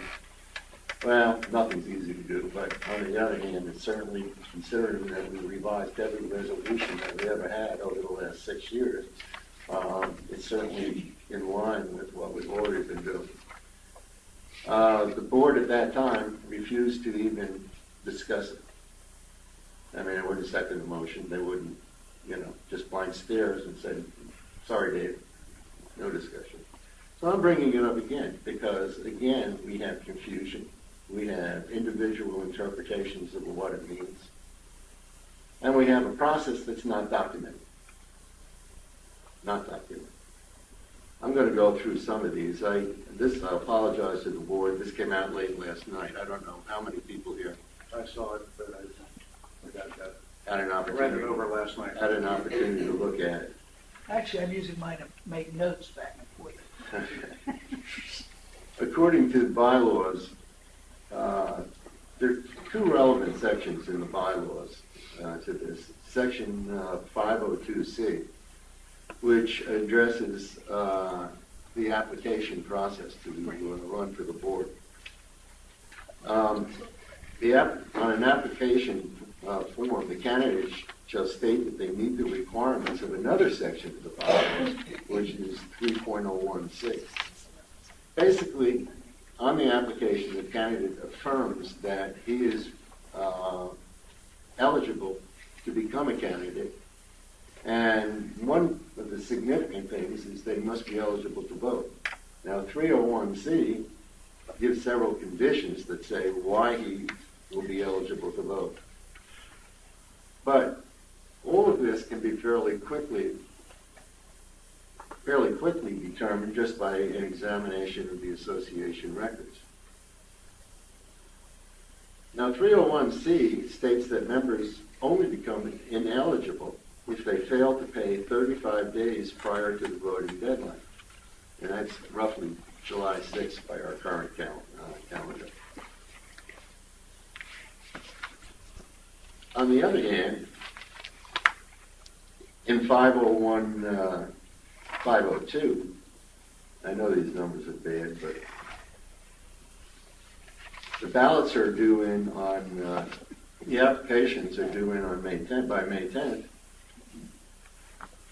And they come in to the search committee itself. By May 15th, they have to be approved, verified by the secretary, which is to say, look at the association records as of that date and say, yes, you have paid all your assessments, and no, you haven't been found in continuing violation. That's May 15th. The bylaws say that currently that on May 30th, or by June 1st, the secretary turns these over to the election committee and they start doing their thing. Setting up the forum, notifying the candidates and so forth. But what happens to a person who's ineligible on May 15th, but becomes eligible by, July 6th, according to the other section of the bylaws? Does he still get to become a candidate or not? And, Jim Trummel and I have discussed this and argued and disagreed with it. Take your choice. The logical thing is to say, no, it's really got to be May 15th because that's when the election process is starting and they're doing their thing. But on the other hand, it's perfectly reasonable to think somebody could come in later. They would miss the forum, they would miss having their bios printed and everything, but they'd still be on the ballot. All I'm saying is that's undefined. It says two different things, and you can interpret it how you wish.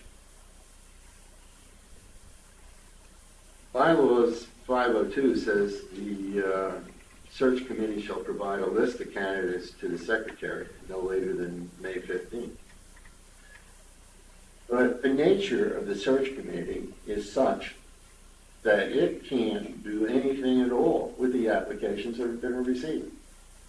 If you look at them, it has no function with regard to the applications. Only the secretary, and of course, with the assistant secretary of the association, only the secretary can look at the applications in the association records and say, yeah, I'm verifying that this guy is an eligible candidate. What does the search committee do? And the answer is nothing. It's done its job. It's beat the bushes. It's found the people. And it has no function. And yet, the bylaws say it has 5 days to turn over the applications to actually a list of the candidates to the secretary. That's incorrect, too.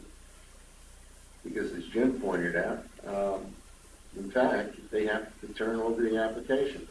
In fact, they don't even need to have the applications, even though the bylaws say that the applications go to the search committee. There's nothing they can do with them. The secretary does need the applications because that's where there's a written signature and an affirmation that this person intends to be a candidate and run for the board.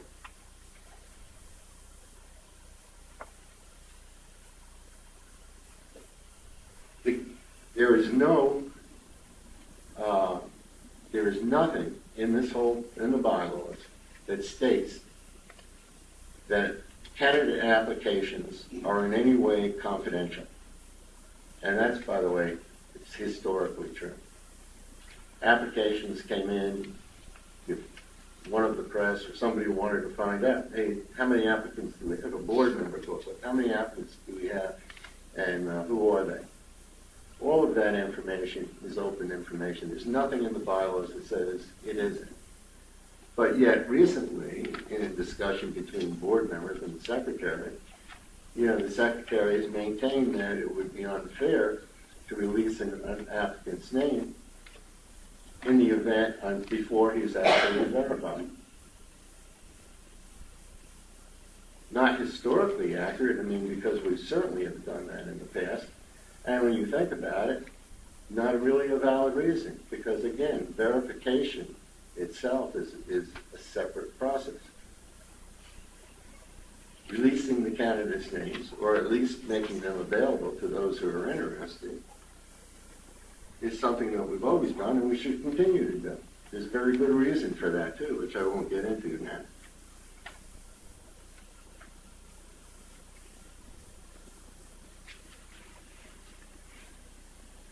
We do not have, all right.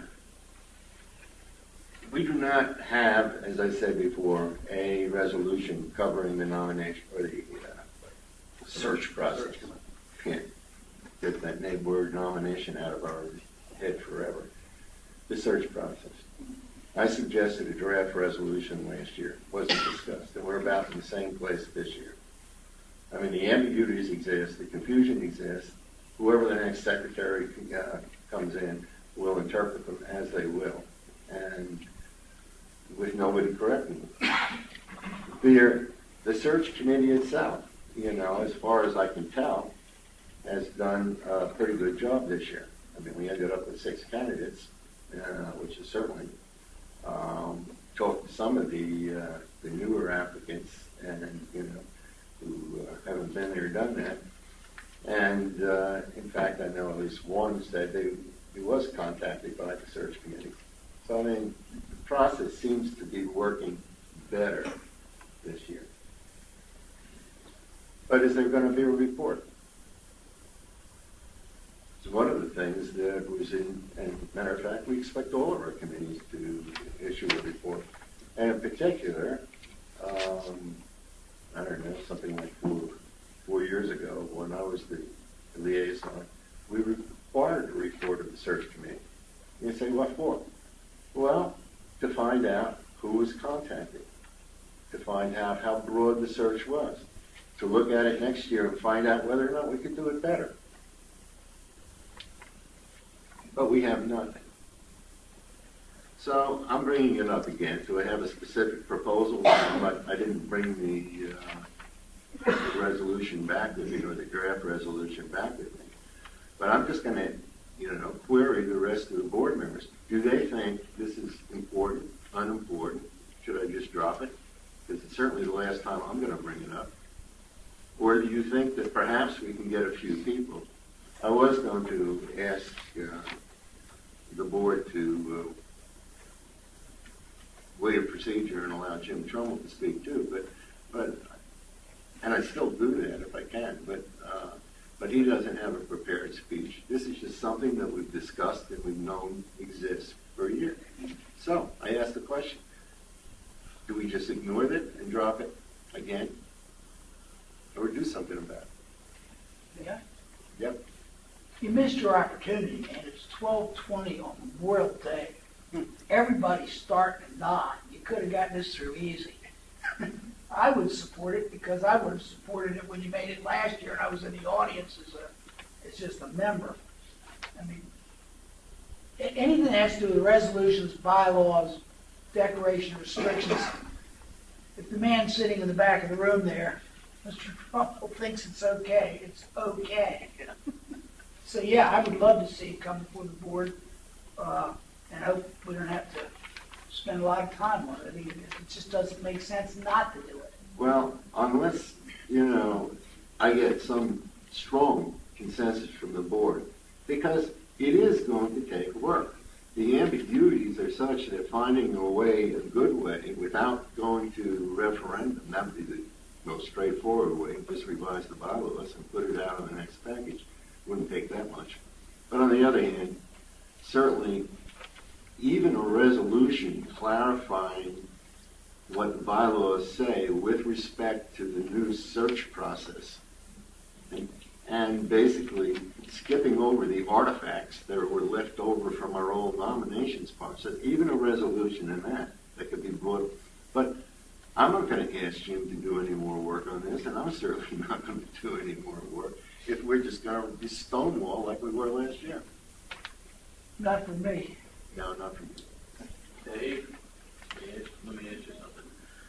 The conflicts over the years, because I remember the times that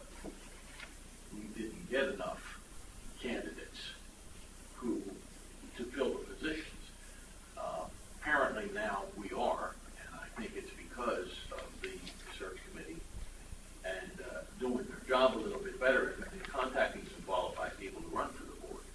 So, I would support this as far as you're concerned as well, because I think it has to be done. I think that this has to be done, if for no other reason. There were some issues that came up last week. As I publicly announced, I recused myself from overseeing the search committee because I was eligible to run, and I am running for the board. So then there were some issues that came up last week that frankly I couldn't step back into because I just recused myself from directing it. But there are issues out there that clearly, one of which is when are the names made public? There was a lot of debate going on last week that I couldn't step into the middle of because I taken myself out of it. So, I think, Dave,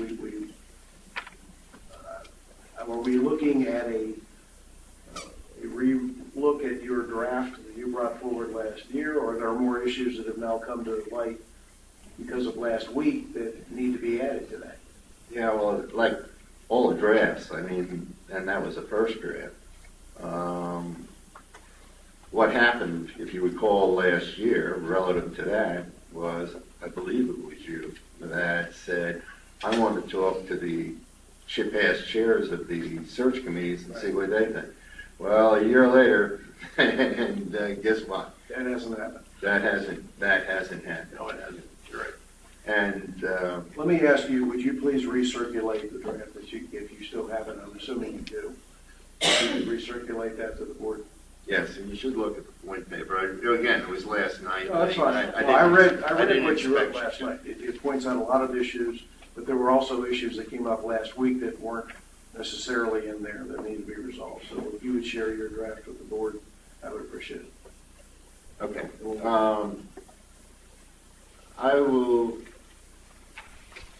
I would like to review it myself. It's been after a year. Right, that's fine. And before sending it out. Because quite possibly in talking to, if you want me to pursue it, I think let me get together. after last week, I think Get it became together pretty with clear Jim that needs to Trumbull. be done. And at least make sure that I'm passing you something that is correct. Yeah, not going to waste your time. Okay. The next on the agenda is the pool issue. Have we, Certainly it's overtaken by events today. Bob explained it. I was at a point, and this is only last week. So last week, board member Dave Stevens doesn't know what our policy is with respect to the pool, given all of the past events. Simply don't know, didn't know that whether our policy was to keep the pools full or whether our policy was to empty the pools. And I said, I know it's just summer now, but what are we going to do? Okay, now I think I heard that Bob said that we are going to fill the pools and keep them full.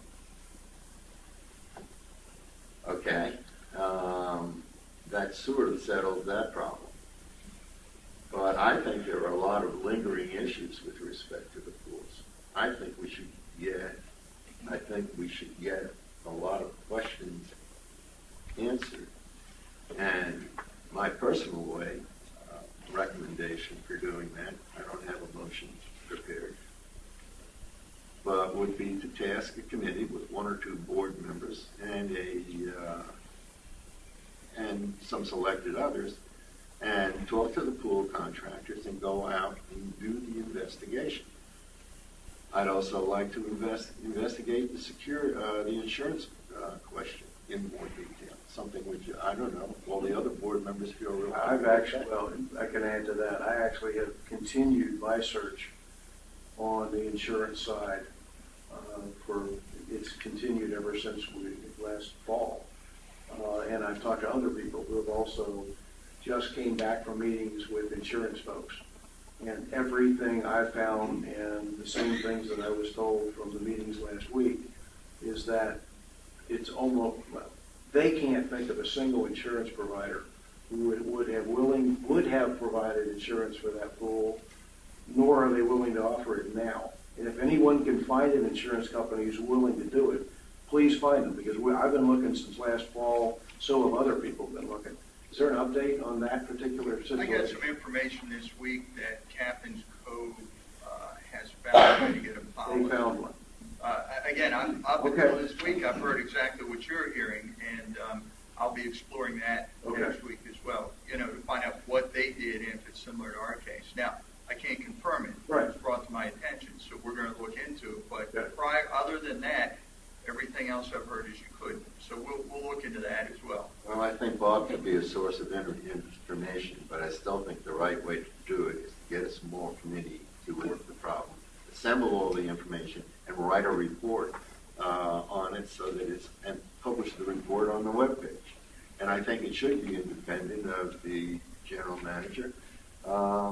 As happened in the past, it's not pointing a finger at Bob necessarily for this situation, but that's a way to do business. It's the correct way to do business. Well, we do have an aquatics committee who does a lot of that work anyway, and have done a tremendous amount of work. A member of the aquatics committee would be and perhaps a pool contractor or somebody who's at least dealt. There is I think they're on that committee, Dave. There's a contract. That's a very knowledgeable committee, and if that's something the board would like to task them to do, that's within Yeah, our that's daily what- to do that. That's not what I would recommend, but of course the board can do that too. Whatever, to me, what makes sense, what does the manufacturer of that pool recommend for this area in our weather conditions, fill or not to fill? And that's what we're paying an insurance company. Well, If you could find it, like Bob said, I know what they've been trying to go through to find some, if there's an insurance company out there, they'll base their insurance coverage based on that. Okay, I'm going to make a recommendation that this board ask, whatever the right phrase is, the aquatics committee to take on this responsibility. I'm already the liaison to that committee, and I would like to add Sharon to that special project. So we have 2 board members involved with the research along with and then we will create a separate report on our own, which we will bring back to the board. Glad to do that. Everybody okay with that?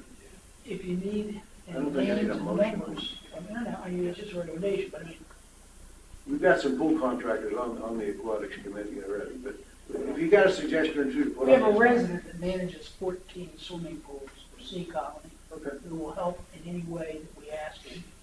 okay. I think we have to draw on beyond the committee. I mean, the committee was in place when the disaster happened, and it's in place right now. And nothing's happening during that time. Now, maybe we didn't explicitly ask or task them, but at the same time, and I'm not saying that the committee can't fill an important role in this, but I don't think it ought to be them alone. You're talking about a task force. You're I'm talking talking about about- exactly, task force rather than committee, and that has worked better in the past, I think, than just assigning it to a committee who meets once a month. It didn't work so good for golf. Well, I thought it worked very well for golf. It was overtaken by events perhaps, but maybe we could start. it was on the right track. Start with the committee and then go from there. All right, Before we jump to new business, we went to the general manager's report, and I don't want to go back there, it's 12:30 on Memorial Day, but when I was on the board before, I know this is a new board, new day, we had monthly financials every month. The quarterly report was quarterly. The monthly financials were the highlight of the general manager's report. This is the second month in a row, is it? I didn't hear one word about financials, and it was April last month, the end of the year. By the way, congratulations, you were within a couple $1,000s of your 6-month forecast. But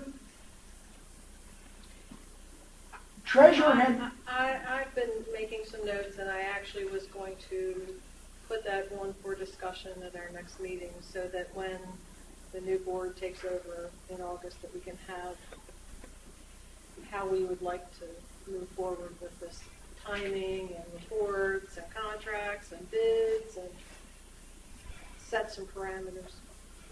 if I can be any help, let me know. I mean, But I can tell I you, think it's a conversation that needs to be had.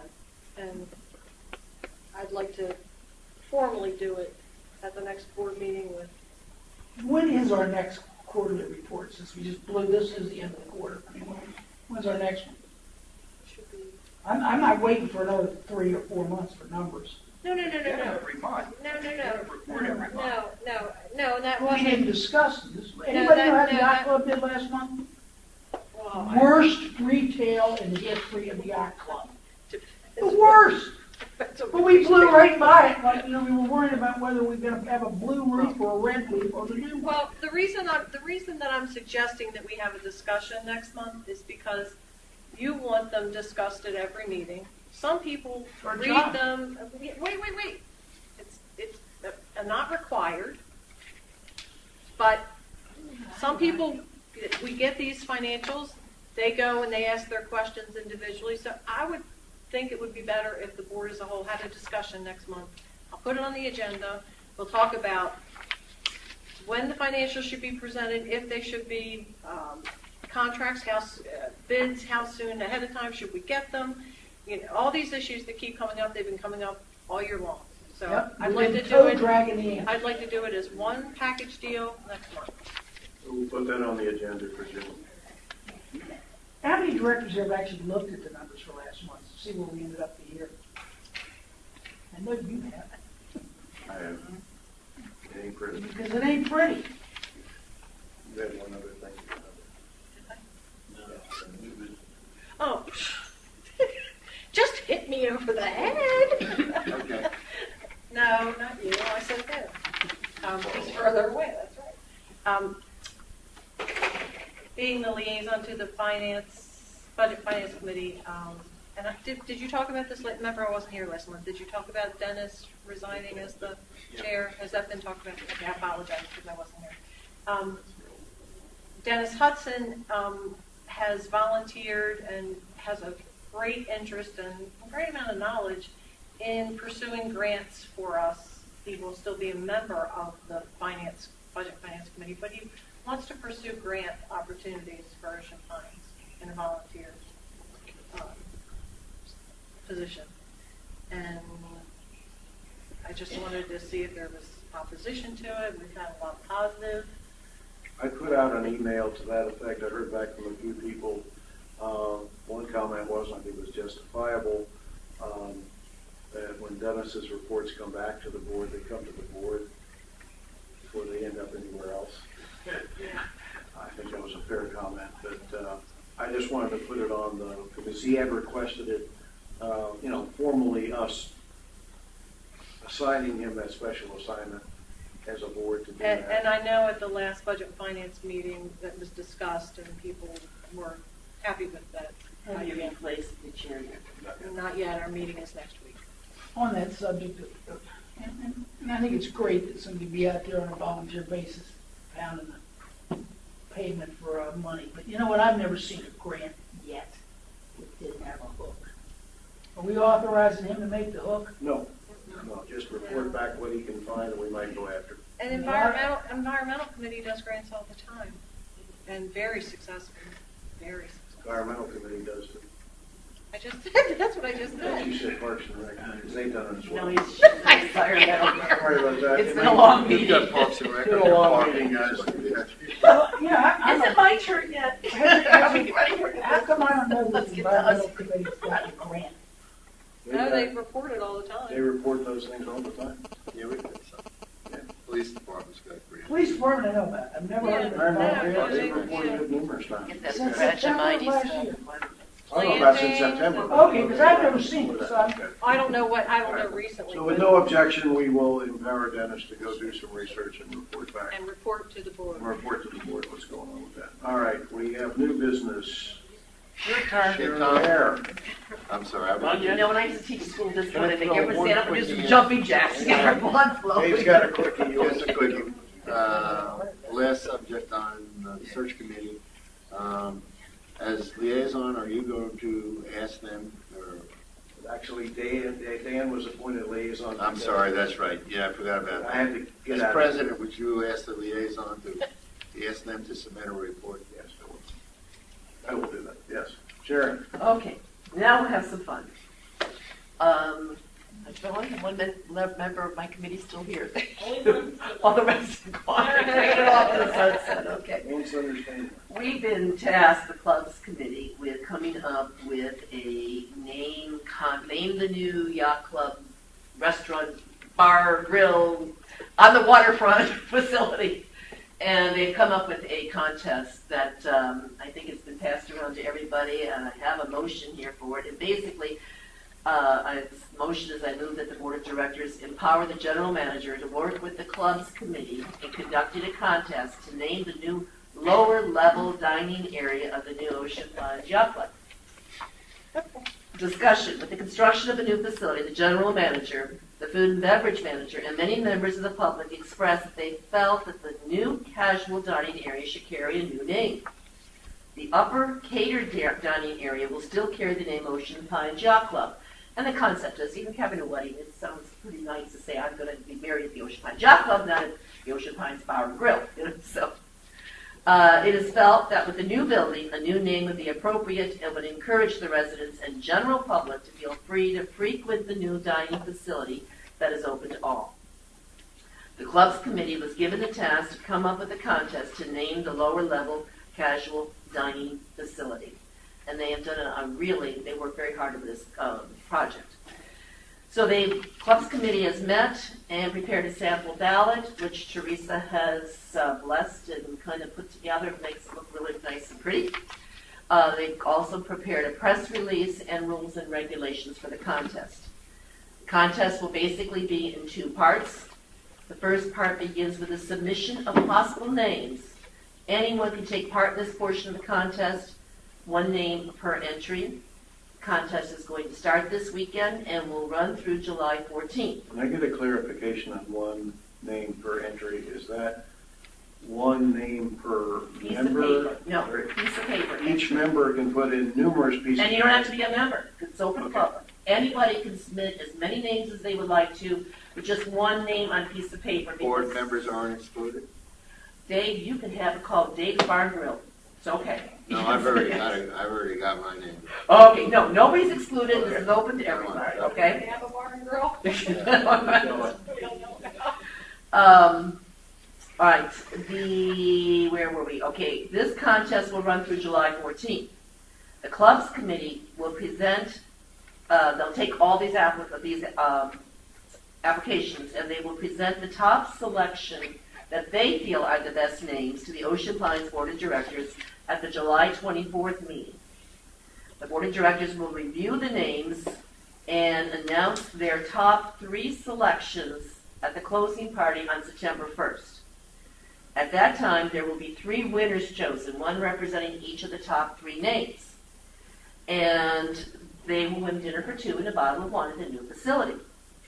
In case there's more than one person submitting the same name, which certainly could happen, then there'll be a random drawing, so there will be 3 winners announced.